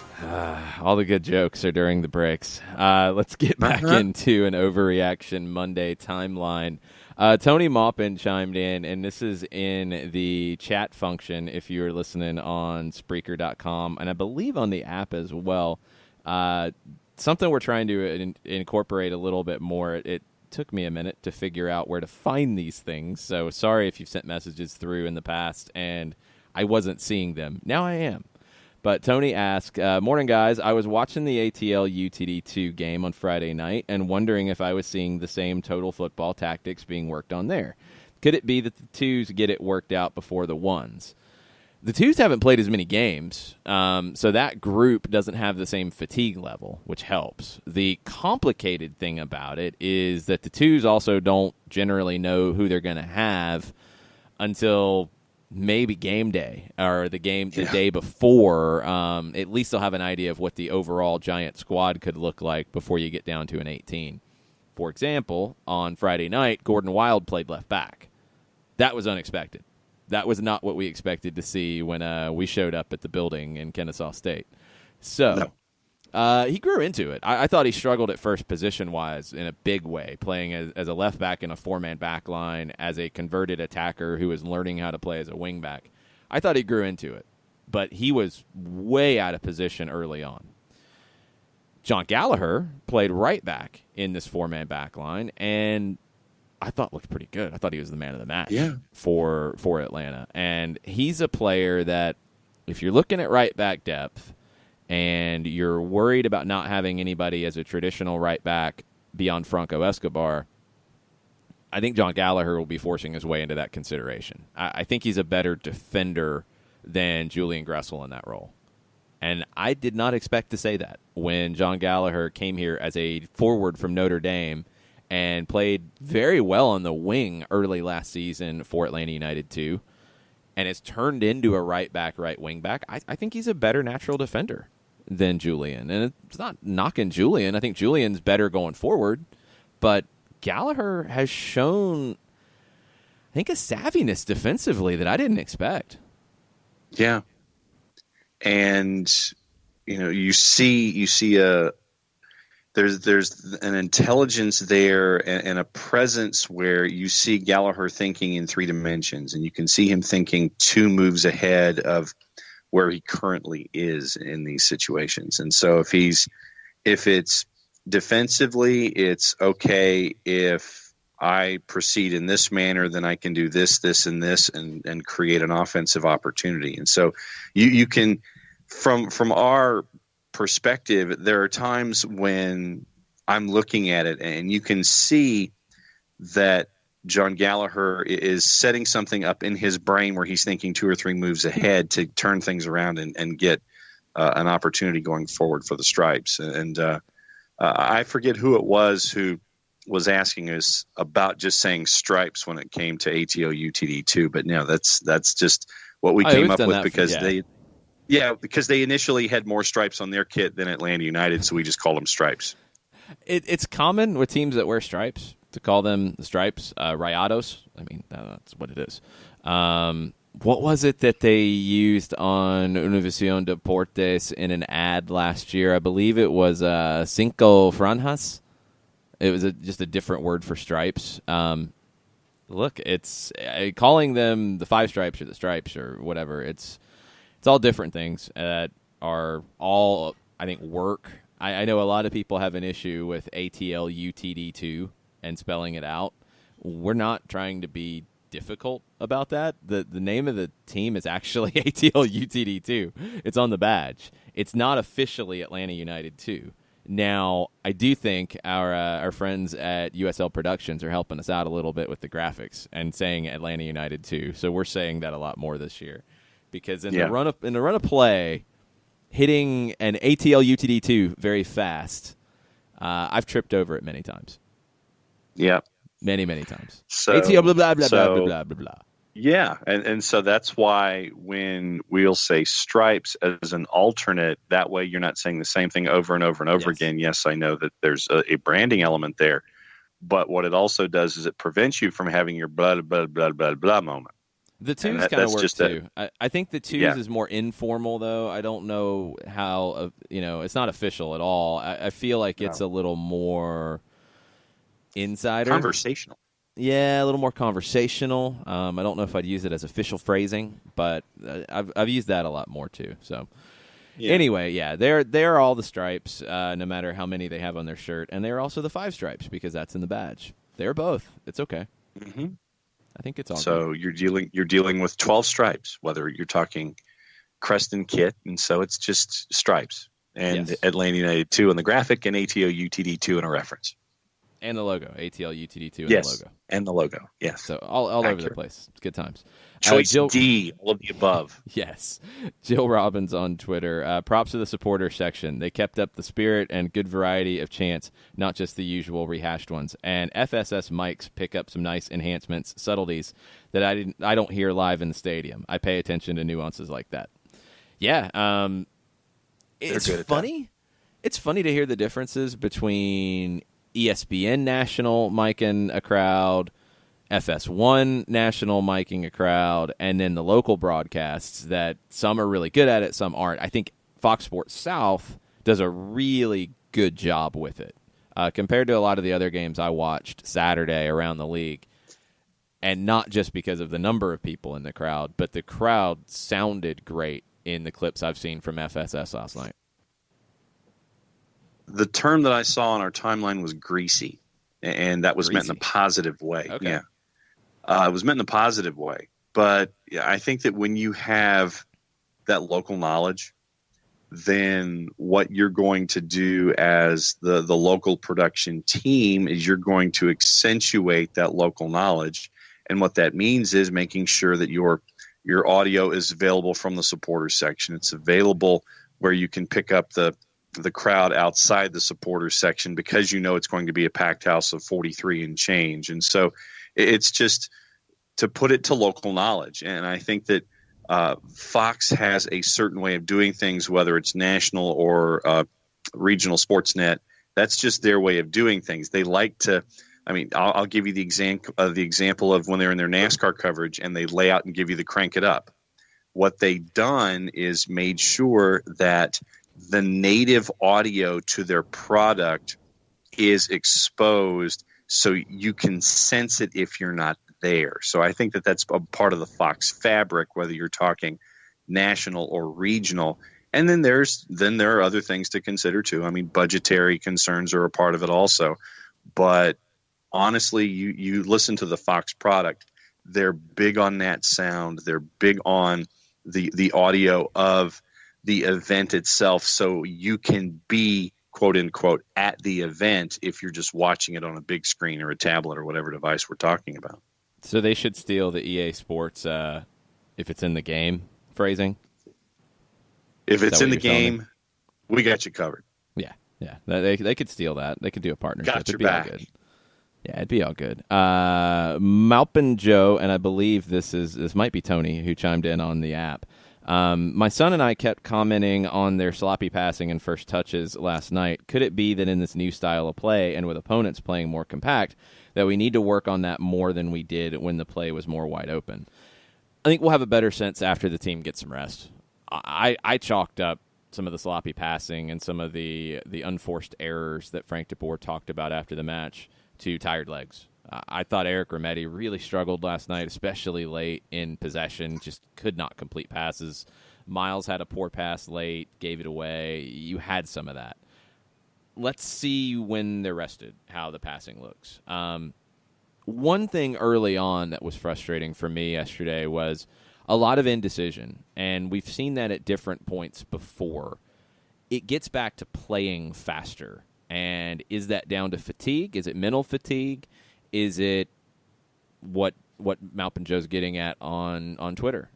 Is it a little bit more of the new style of play, the opponent's playing more compact? Whatever it is, it has to change, and there has to be those changes of pace when you have the opportunities. That's something that Barco really brings. That's something that Nagbe brought in the second half against Monterey. You have to know when to put your foot on the gas. And that's something that Atlanta United hasn't done enough consistently in 2019, and it needs to change going forward. Because if you're Columbus, if you're New England, your next two opponents, and you look at Atlanta United right now, you're going to say, you know what? We're going to sit back, and we're going to play on the counter. And, yeah, we're at home, but we're going to be smart about this, and we're going to draw them out and wait for that indecision and not let them inside the final third and go hit them on the counter as they commit numbers forward. Right now, that's your game plan against Atlanta United until the Stripes, the five Stripes, all of them, figure out how to break it down. Yeah, I mean, I wouldn't do anything different. I would look at the last couple of matches and sit there and say, "Oh, okay, They packed the middle. Okay, Cincinnati packed the middle. Okay, Philadelphia packed the middle and forced Atlanta United to try to work crosses in and try to create something in the box, and they couldn't do it. And short of Joseph and his Herculean efforts, and then the one opportunity from Barco, it's just like, no, we'll pack the middle and force them to do stuff. And then when when they don't have possession, then that's what we'll do. So until further notice, you're going to see teams pack and counter. And I wouldn't, if it was me, I wouldn't do anything different otherwise. But two of your best three scoring chances. Let's go back. Let's go back through all three. One was Joseph Martinez creating a dangerous chance for himself. It's a kind of benign ball, and he pops it up to himself, goes bike, forces a save from Blake. Okay. The other two. The first one that went off the crossbar. How'd that play start? See, now you're having me work my brain. How'd the play start for the Michael second time? Parkhurst as a left back with a line-splitting pass to Pity Martinez, who then put in a beautiful cross to Joseph Martinez, who scores that many times, puts it off the bar. It was Andre Blake coming out, got a pretty strong piece of Joseph Martinez with his studs. Yes. Wasn't ever even looked at that I could imagine. Didn't look like it was even talked about, but studs up into Joseph's right below his knee. And that was the shin. Goalkeepers get a lot of leeway, but it started with a penetrating pass from Michael Parkhurst as a left back. We'll get into that in a second. Pity Martinez with a great cross to Joseph, and the goal started with Ezequiel Barco diagonally across the formation, and then he made the run in as the ball swung from left to right. Touched, I think, Nagby, then Lorenowitz, then Gressel. Barco went from the left wing with a header from the right side of the 18. That's penetration. Needed more of that. Need a lot more of that. Not getting enough of that. That's what has to change. Okay, so talked about Michael Parkhurst playing left back, and if you didn't watch the game and you have no idea what I'm talking about, your head probably just exploded. That did happen. It did, and it made sense, and it worked. And this is something that needs to be talked about. And let's use this tweet to get where I want to take this. Train said, "Meh is how I feel about Atlanta United. Not really mad or excited about what I saw. Happy for the break. Other games around the league were more exciting." Okay. Some games were exciting, yeah. I think Minnesota-LA was exciting because you had 5 goals in it. Minnesota tried to make a game of it. The Galaxy were better on the night. You could say Seattle and Chicago was more exciting because there were a bunch of goals. I didn't think Chicago really threatened Seattle in any serious way. Seattle was the better team that took their foot off the gas after jumping out to an early lead. Those are the two that kind of jump out to me. Houston, I think, was maybe the most exciting game overall against Vancouver. Cincinnati because of the atmosphere? Yeah. I didn't get a chance to see it. I mean, and the atmosphere is a different reason. This one, to me, was exciting because of the tactics going on within it. And early on, the talk about Frank de Boer was that he did not make changes, and it was always the same thing. The last 2 games, he's made multiple tactical changes within the game. And let's go back to what Julian Gressel said in the post-match that we played at the top of the show. There was a question about Frank de Boer said that he couldn't change the tactical setup, couldn't change the formation going into a match. He didn't want to concede mistakes or whatever. He needed more time to do that. But he's changed tactics inside of a game. And Julian said that's not the same thing. You know, that's making adjustments in a game. It's not changing the overall way you're playing. It's moving the pieces around. And that's what it looked like to me as well. Against Monterrey, you went to a 4-man back line because you had to go for that game. And against Philadelphia, you went to a 4-man back line after starting in a very different 3-4-3, if you want to call it that. And again, this is where formations get wonky. Yeah, it's a 3-4-3 on paper. You didn't play with wingbacks, though. It was a 3-4-3 where people slid out wide, but it looked to me, if you're going to try to put a formation to it, a 3-3-1-3. It was your three center backs with Parkhurst in the middle of the three because Philadelphia started with two forwards, and they kind of dropped one off as the game went on. It was Lorenowitz as the central of the next set of three, with Gressel on the right side and Remedi on the left side. It was Nagbe as a number 10, and it was Pitti on the left side of Joseph and Tito on the right. It was a 3-3-1-3 is the way it played out. Nagbe was not a left wing back, even though the graphic had that. He didn't play on the left side much at all yesterday. He did when they switched the formation, and they switched it twice. They went to a 4-4-2 as Philadelphia demonstrated that they really weren't there to play and go forward, and you were able to slide Parkhurst over to a left-back role, and you were able to drop Julian Gressel into a right-back role and play a 4-4-2. It was a line of four. It was a line of four in the midfield, and it was two up top. Then you went to much more of a 4-2-3-1 as the night went on. Trying to find advantages, and it's trying to move your pieces around to create those advantages. I was surprised early on when you look at the 3-3-1-3 that you started with. If I'm Philadelphia and I have Raymond Gaddis, who has speed on the right side,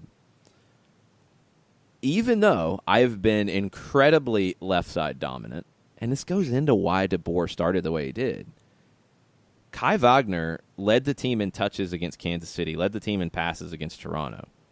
They play down the left. They don't play down the right.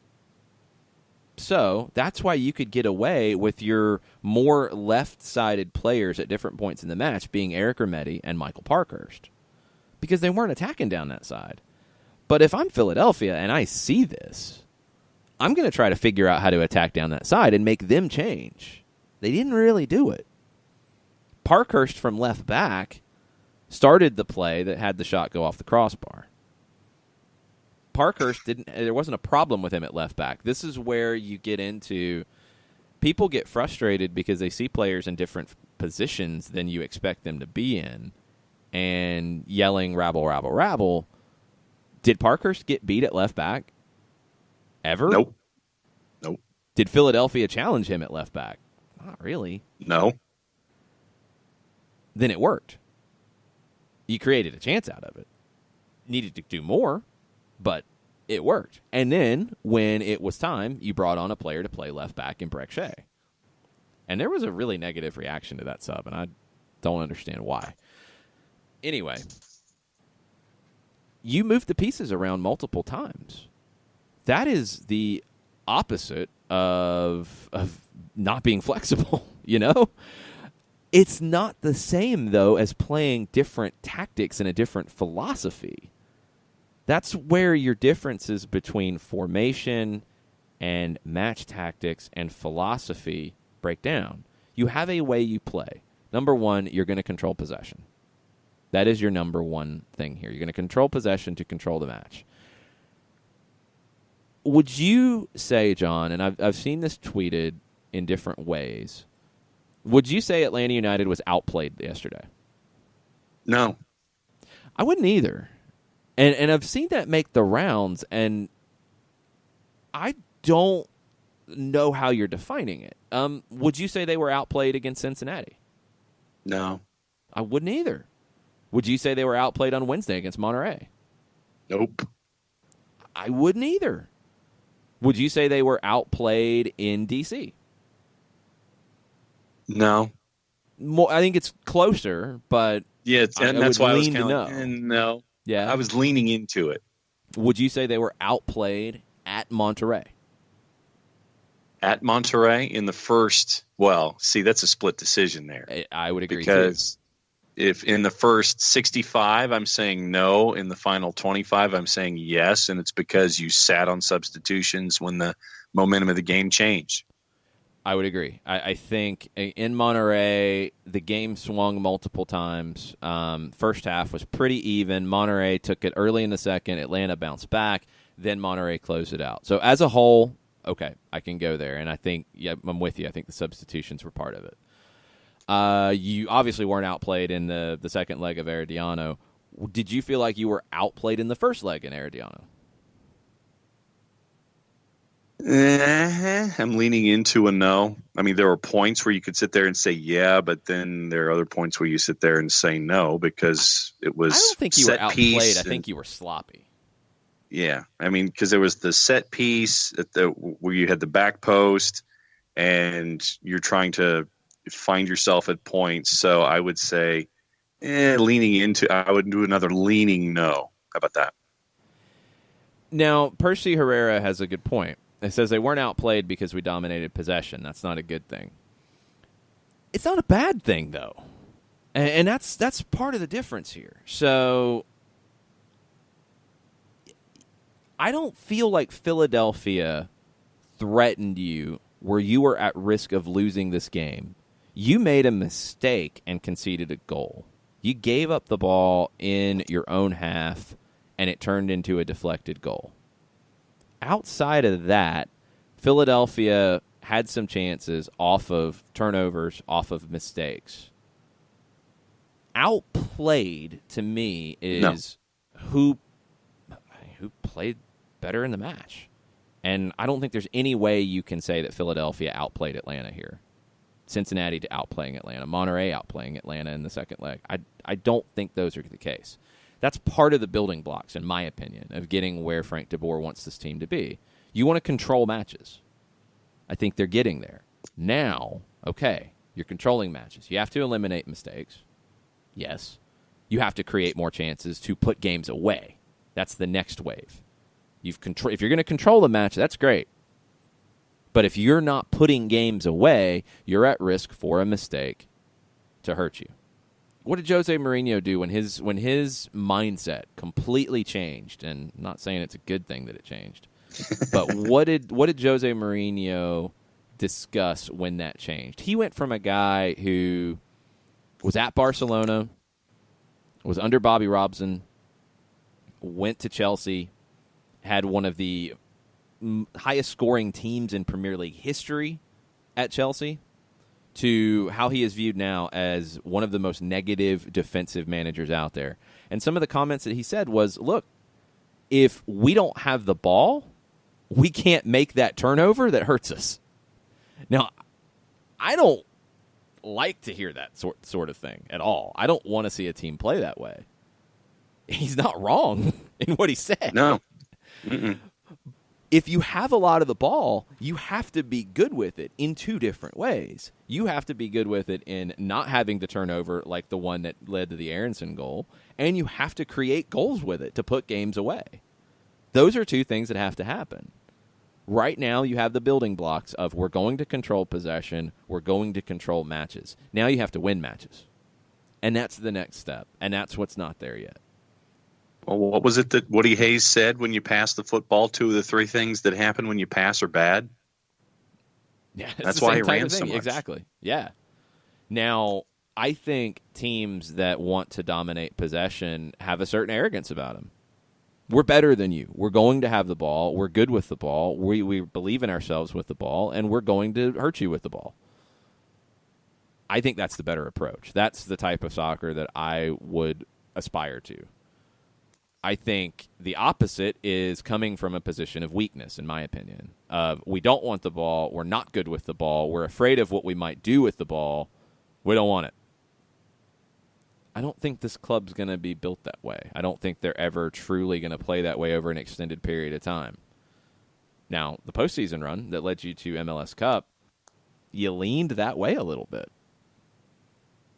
after being a team that had a lot of the ball in the season. It's an interesting situation. I want to see where we're at in May, in June. I want to see if you can now take where you've built from, okay, you're a team that wants a lot of possession, you're a team that wants to cycle possession, to you're a team that is now using that to create more chances. That's the next step in this evolution that has to happen, and it needs to happen quickly. Because you're not creating enough chances, you're not putting games away, you're letting teams hang around. Cincinnati hurt you. You're letting a team like Philadelphia hang around. They pounce on a mistake. They hurt you. They take points from you. Now that has to change. We'll see what happens in Columbus in a couple weeks. We'll see what happens with a team that's a little fresher and a little sharper. Let's take a break here. Let's get more into your reactions on Twitter at Soccer Down Here right after this. As a business owner, you know that every year brings new challenges and opportunities. The success of your business demands expertise and focus. And Country Financial can help you keep that focus by helping ensure you have the right insurance protection in place to meet your goals. Jason Wright can help you create a customized insurance plan that has coverages designed just for your business. Give Jason a call at 678-568-6871 or reach him on Facebook at Jason Wright Agency. Coverages vary by state. Policies issued by Country Mutual Insurance Company, Bloomington, Illinois. Got issues with youth or high school sports? Positive Coaching Alliance can help. PCA is a national nonprofit working to transform youth and high school sports so that every child has a positive character-building youth sports experience. PCA provides live and online workshops to train double goal coaches whose first goal is winning and whose second, more important goal is teaching life lessons through sports. PCA also has workshops for parents and high school student athletes. For more information, please visit positivecoach.org. If you've been hurt in a car wreck, contact my friend Steve Apolinski of Apolinski and Associates. He's been representing individuals for over 30 years throughout Georgia and Alabama. Email him at steve@aa-legal.com or call him 24/7 at 404-377-9191. The initial consultation is free.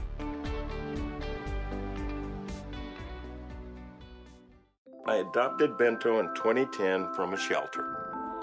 This cat makes me make art. He's always motivating me to draw pictures of him. He just is motivating artistically. He's my best friend, but a lot of people know him as Keyboard Cat. Keyboard Cat, YouTube star and shelter pet. Amazing adoption stories start in shelters. Start yours today. Visit theshelterpetproject.org to find a pet near you. Brought to you by Maddie's Fund, the Humane Society of the United States, and the Ad Council.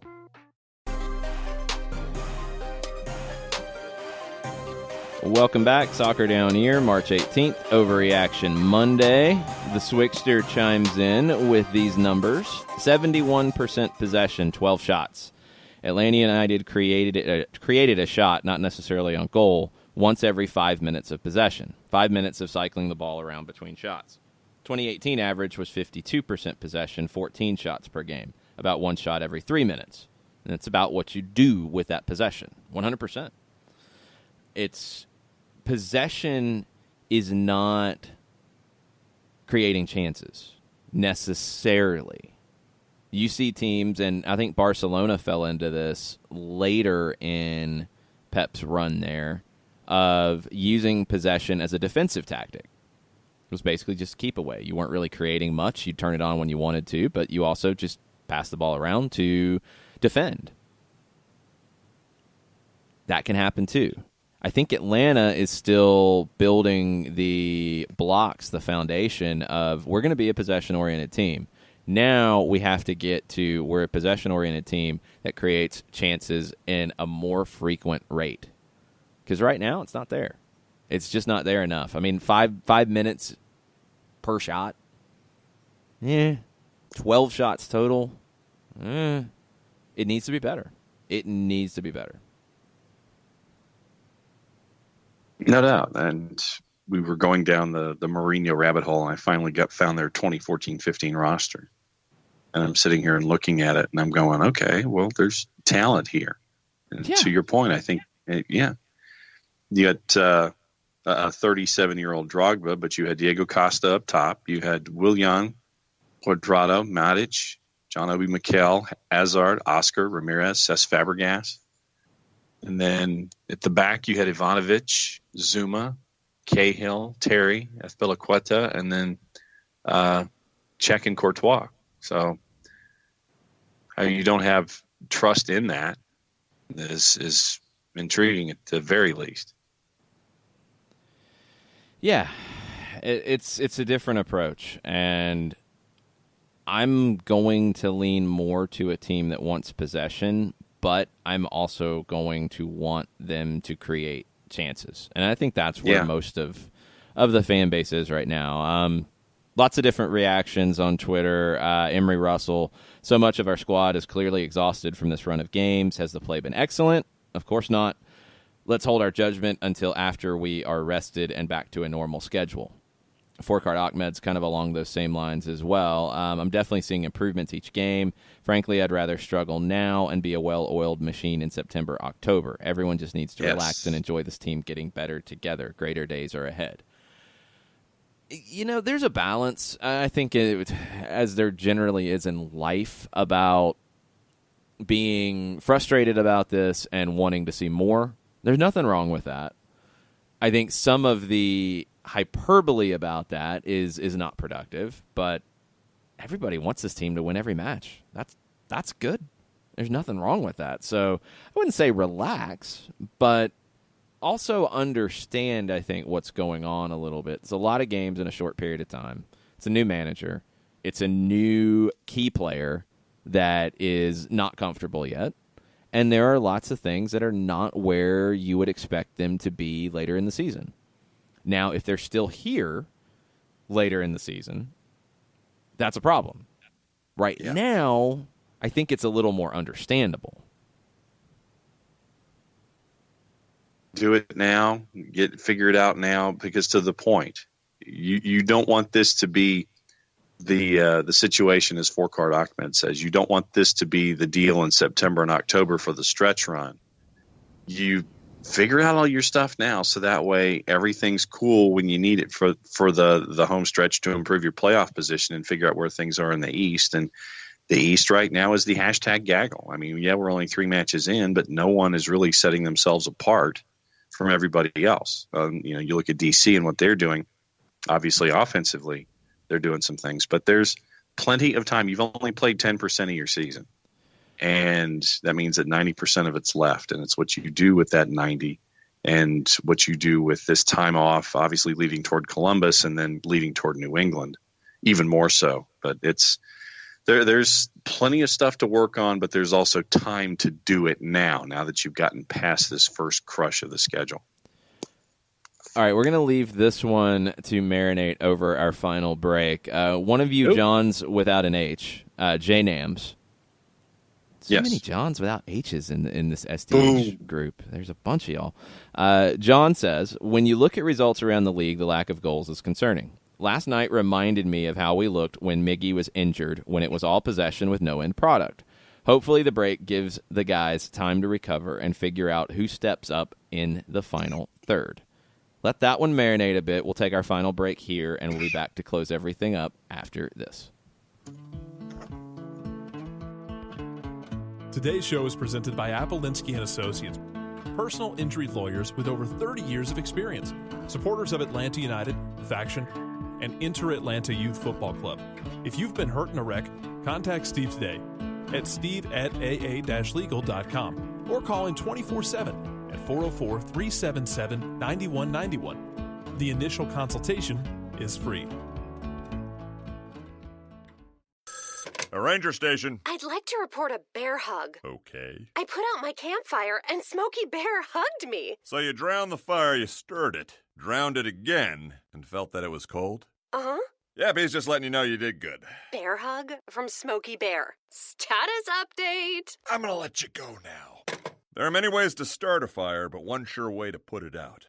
Learn how you can do your part at SmokeyBear.com. Sponsored by the U.S. Forest Service Ad Council and your state forester. We know that every driver is different, and a one-size policy does not fit all. That's why Country Financial offers a variety of discounts, so you get the coverage you need and the savings you deserve. From good driver to good student, multi-policy to multi-car, we've got a discount to suit every driver. Call Jason Wright at 678-568-6871 today to see what you could save. On Facebook at Jason Wright Agency or by phone at 678-568-6871. Discounts vary by state. Policies issued by Country Mutual Insurance Company, Country Preferred Insurance Company, or Country Casualty Insurance Company, Bloomington, Illinois. Every hiring manager knows that a company is only as good as the people it's made from. So where do you find the best people? That may surprise you. Meet the grads of life. Young adults of unique determination and experience. An ideal fit for your company in an entry-level position, internship, or even mentorship. They might not have every qualification you typically look for, but they're exactly who your company needs. This is talent worth knowing about. Go to gradsoflife.org to learn how to find, cultivate, and train this great pool of untapped talent. Brought to you by the Ad Council and gradsoflife.org. We're back. Soccer Down Here, Overreaction Monday, putting a bow on the show for March 18th. John without an H wants to respond to John without an H. Nelson, what did you think about J-Nam's comments? Well, to me, and I'm going to look at it one more time, lack of goals is concerning. Last night reminded me Miggy was injured. Okay. Hopefully the break gives guys time to recover and figure out who steps up in the final third. I think for me, it's not who steps up in the final third, because we're seeing guys stepping up in the final third. For me, that gives the impression that there isn't any effort toward an end product. While we're seeing effort toward an end product, at least from my perspective, ball's just not going into the net when you do have those opportunities. So for me, it's taking what J-Nams is saying and saying that I think that there's effort there to put the ball in the back of the net instead of just passing the ball around and thinking about it. So for me, it's a little bit of a different idea from where J-Nams is coming from. I'm actually right there with where J-Nams is coming from, because last year, this team did not look the same without Miguel Almiron. 2017, agreed. They didn't look the same without Miguel Almiron. When he was injured and missed time, the team didn't look the same in the final third.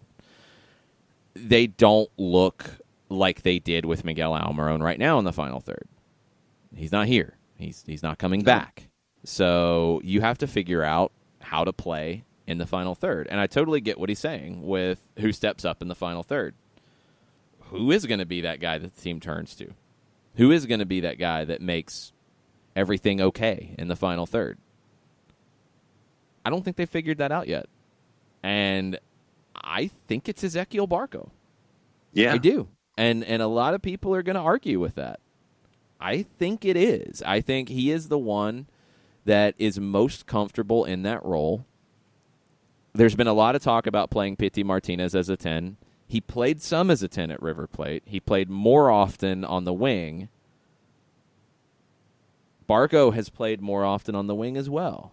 But I think Barco looks more comfortable stepping up in the final third than we've seen him so far in his time here in Atlanta. I think he was comfortable being the guy in the final third at Independiente. I don't think you want to play through Tito Villalba on the right. I think you want to find him in spaces. You can play through Julian Gressel a little more on the right, but you need to get him into positions where he can be dangerous.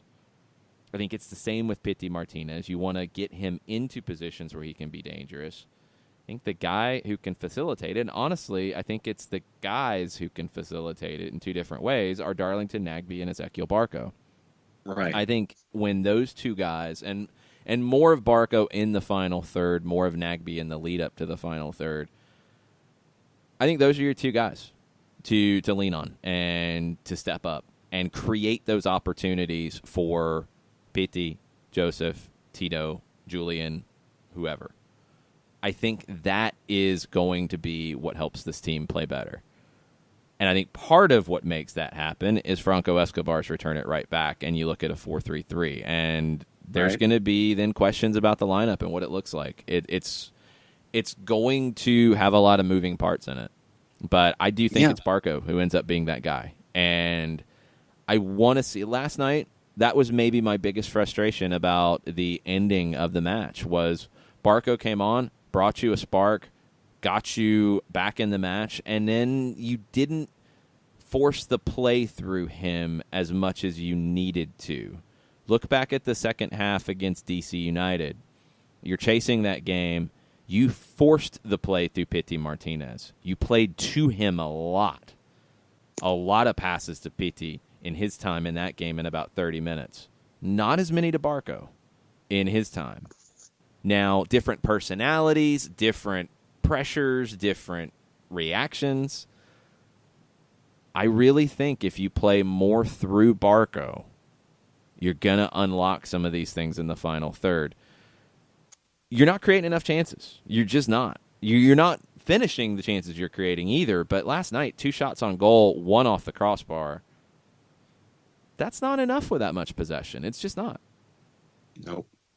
And that's where I'm at. And there is a difference between controlling a game and winning a game. There is a difference between drawing a game or losing a game and getting outplayed.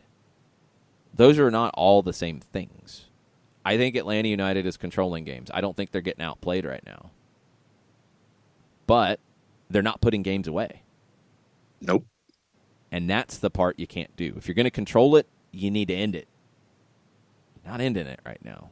You're letting teams hang around. And that's not where this team needs to be. And they need to get there quickly. I think by the end of April, and this thing is accelerated because of these results, you got points to make up. You got to go to Columbus, you got to go to New England. You need points in those games. Whether you get 3 in one of them or you get 2 draws, you need points. And you need more chances, more quality chances. That needs to happen. Then you get a couple games at home. You get Dallas, who is an interesting team. Couldn't find a goal in Columbus. I think Luchi Gonzalez is still kind of putting the pieces in the right spots in Dallas. They'll be better by the time they get here. And you get Colorado, who is better. I think that's a team, though, you have to beat. I think the Cincinnati thing now maybe has a different feel after they blitzed Portland yesterday. And you saw what Cincinnati did in front of their home crowd. You saw them put the pedal down early, get the goal by Waston on the header. And I think that kind of momentum, Atlanta United fans know what that kind of momentum can do. And then you score 2 quick ones in the second half and you make it 3-0 and probably surprise the living daylights out of everybody, possibly except yourself. But I think now what we've seen with Cincinnati in their small sample size, you can probably look at what happened a little differently. But to your point, just because you have 70% possession, it's what you do in that 70%, and not a whole lot of chances on net, not a whole lot of shots until when was the first shot? When was the first shot on goal technically recorded? The one off the crossbar is technically not a shot on goal, according to the stats. I believe it would have been the bicycle kick, yeah. So that's what, the 60-something minute? Yep. And, I mean, it's semantics. The shot off the bar is a dangerous chance, and we all know that. It's not a shot on goal according to statisticians, but you know that's a dangerous chance. And then the third one was, the third big chance to me was the goal. With all of that dominant number, you're like, okay, instead of kicking the ball around and trying to figure out a way in, get it in and get it into the mixer and get something done. So I mean, you have to. No, I disagree with that. Don't just put it in the mixer. Don't do that. It's not. This is. I'm not saying 19. bomb it in. I'm just saying that there's a difference to me than having possession, working the perimeter, and turning it into a passing drill, than trying to sit there and create chances and work with your firepower there to get something done. To me, there's just sending it into the mixer to do something is counterproductive, because that to me means that you have no offensive thought pattern about what you're going to do. So you're just going to bomb it in there and see what happens. You're buying to me, there's a difference and hoping you get lucky. Yeah. So for me, it's about, okay, so if you're going to have 70% possession, do something with it instead of just trying to turn it into a glorified passing drill and look for that one opportunity. Make something happen. And I don't think the team's doing that either. I don't think they have figured out all of the ways to penetrate, and they're going to have to do that, because I don't think they're getting outside the final third and saying, well, we don't want to penetrate this team. We don't want to get in behind. I think we saw one way against Monterrey with Joseph Martinez dropping deeper, playing a 1-2 with Nagbe. That opened space up. We saw a little bit of that in the goal yesterday with Ezequiel Barco dribbling diagonally across, continuing his run after he passed the ball, gets in behind, scores on a header. You need more of that. Need more of Julian Gressel getting down the right, penetrating, overlapping. That's a big way to open things up. Franco Escobar can do the same. More of that, because if you're not doing that, it becomes that passing drill by default, and it doesn't accomplish anything except controlling the game without winning the game. You know, the idea here is to win the games via controlling the game. That possession has to lead to 2v1s, lead to unbalancing the defense, lead to a switch from left to right to open things up. It has to lead to something. It's not doing that enough yet, and that needs to change. A couple things before we wrap up. Ben Grabowski, I hope Tito shakes off whatever funk he is in. He didn't look great yesterday. I think he was forcing it. I think he was trying to prove a point. Yeah. I don't think it helped him. Multiple times he did not play the overlap to Gressel. He cut inside to look for his own opportunity. It just wasn't on for him yesterday. That doesn't mean he shouldn't be playing. Don't take that at all. It's a situation where he just wasn't on yesterday, and it didn't work. Period. It happens. I think in a 4-3-3, it can work for him, especially if he's not forcing it, and you're getting that overlap consistently, and you have options. If you have not seen the pictures, the videos of the march from Cincinnati to the stadium yesterday, go find those. Very cool. Very cool. After some of the smaller crowds on Saturday, and yeah, you had some cold weather. Yeah, you had St. Patrick's Day weekend. Sure, whatever. You also had a home opener for the defending Supporter Shield champions that it's not good enough. Chicago, it's not good enough. Columbus, it's not good enough. Flat out. Those crowds are not good enough right now. It was very cool to see what we saw in Cincinnati. It was very cool to see what we saw in Atlanta last night. Stu Holden's Twitter. Go ahead. No, I'm just going to say Stu Holden's Twitter feed has a lot of those very cool pictures. Caleb Cook says this, and we'll finish here. Team played better, but better with this roster isn't good enough. Completely agree. Transition after turnover is embarrassing. We'll get into that in a second. Lack of shots on goal is unacceptable. Completely agree. Lack of good shots. I mean, I think sometimes shots on goal becomes the overriding metric. Joseph Martinez's shot that wasn't on goal, that was a great ball from Julian Gressel. He took first time, pushed it wide. Actually, pulled it wide, sorry, to the far post. That's a really good chance. It's not on goal. It's still a really good chance and needs to be talked about as such. Quality chances is where I would look at it more, but lack of all of that, yeah, you need more. DeBoer needs to adjust to the players, not the other way around. There's a lot there. I think DeBoer is adjusting to the players. I do. I think the adjustments in these last two matches tactically with the players you have on the field to get the best you can with those players on the field is a good sign. I think if you're worried about him not adjusting, that should give you a feeling that he is going to adjust. I think the team played better and created more with the adjustments. I think they were good adjustments in the Monterey game and in the game yesterday against Philly. I think he got those right. Now, the flip side is something that was often said about Bob Bradley with the national team. The adjustments were good, but why wasn't it good from the start? I think that's part of this learning process. The transition after turnover, and I know Caleb has hit on this a lot, and I know others have as well. It depends on where the turnover is happening. When the turnover is happening in your own half, you have less time to adjust. That's a little different than if the turnover is happening outside of your attacking final third and you're not adjusting. I haven't seen as much of an issue in the longer range transition, and I think one of the reasons is Miles Robinson covers so much ground. He does clean up a lot of things. You're relying a lot on him, and you can't always do that. The one yesterday on the goal, I think the turnover was the bigger problem, and especially where it was as opposed to the transition from it. Could have closed him down a little quicker. Yes, I think LGP could have stepped to Aronson a little bit quicker there, and then maybe things are a little different. But you can't have that turnover in the first place. transition is something that will define, I think, most teams in this league. It is a very transition-oriented league. It's not quite Germany in that regard, but it is very transition-based. Teams that thrive in transition do well. Teams that are slow in transition struggle. I think Atlanta can be better in transition 100%, especially on the defensive side. But Miles' ability in transition defending has been one of the standouts to me.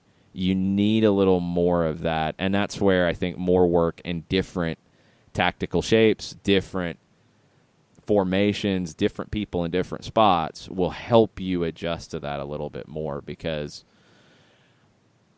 it is something you're going to have to do well. If you're going to thrive in this league, you're going to have to do it well. And once again, just because there's a turnover, look at the context of the turnover. Where was it and what happened? Yeah, that's the part for me that's a little more important at the moment. But yeah, I mean, Caleb's right. Transition after turnovers is a hugely important thing. But look at the position on the pitch. Yeah, exactly. You can't have that turnover where it was. That was the bigger problem for me in that one. That was the number one issue there. No doubt. But just saying that you had X number of turnovers, look at the context of the turnover. But in that particular case, yes, it did turn into a goal.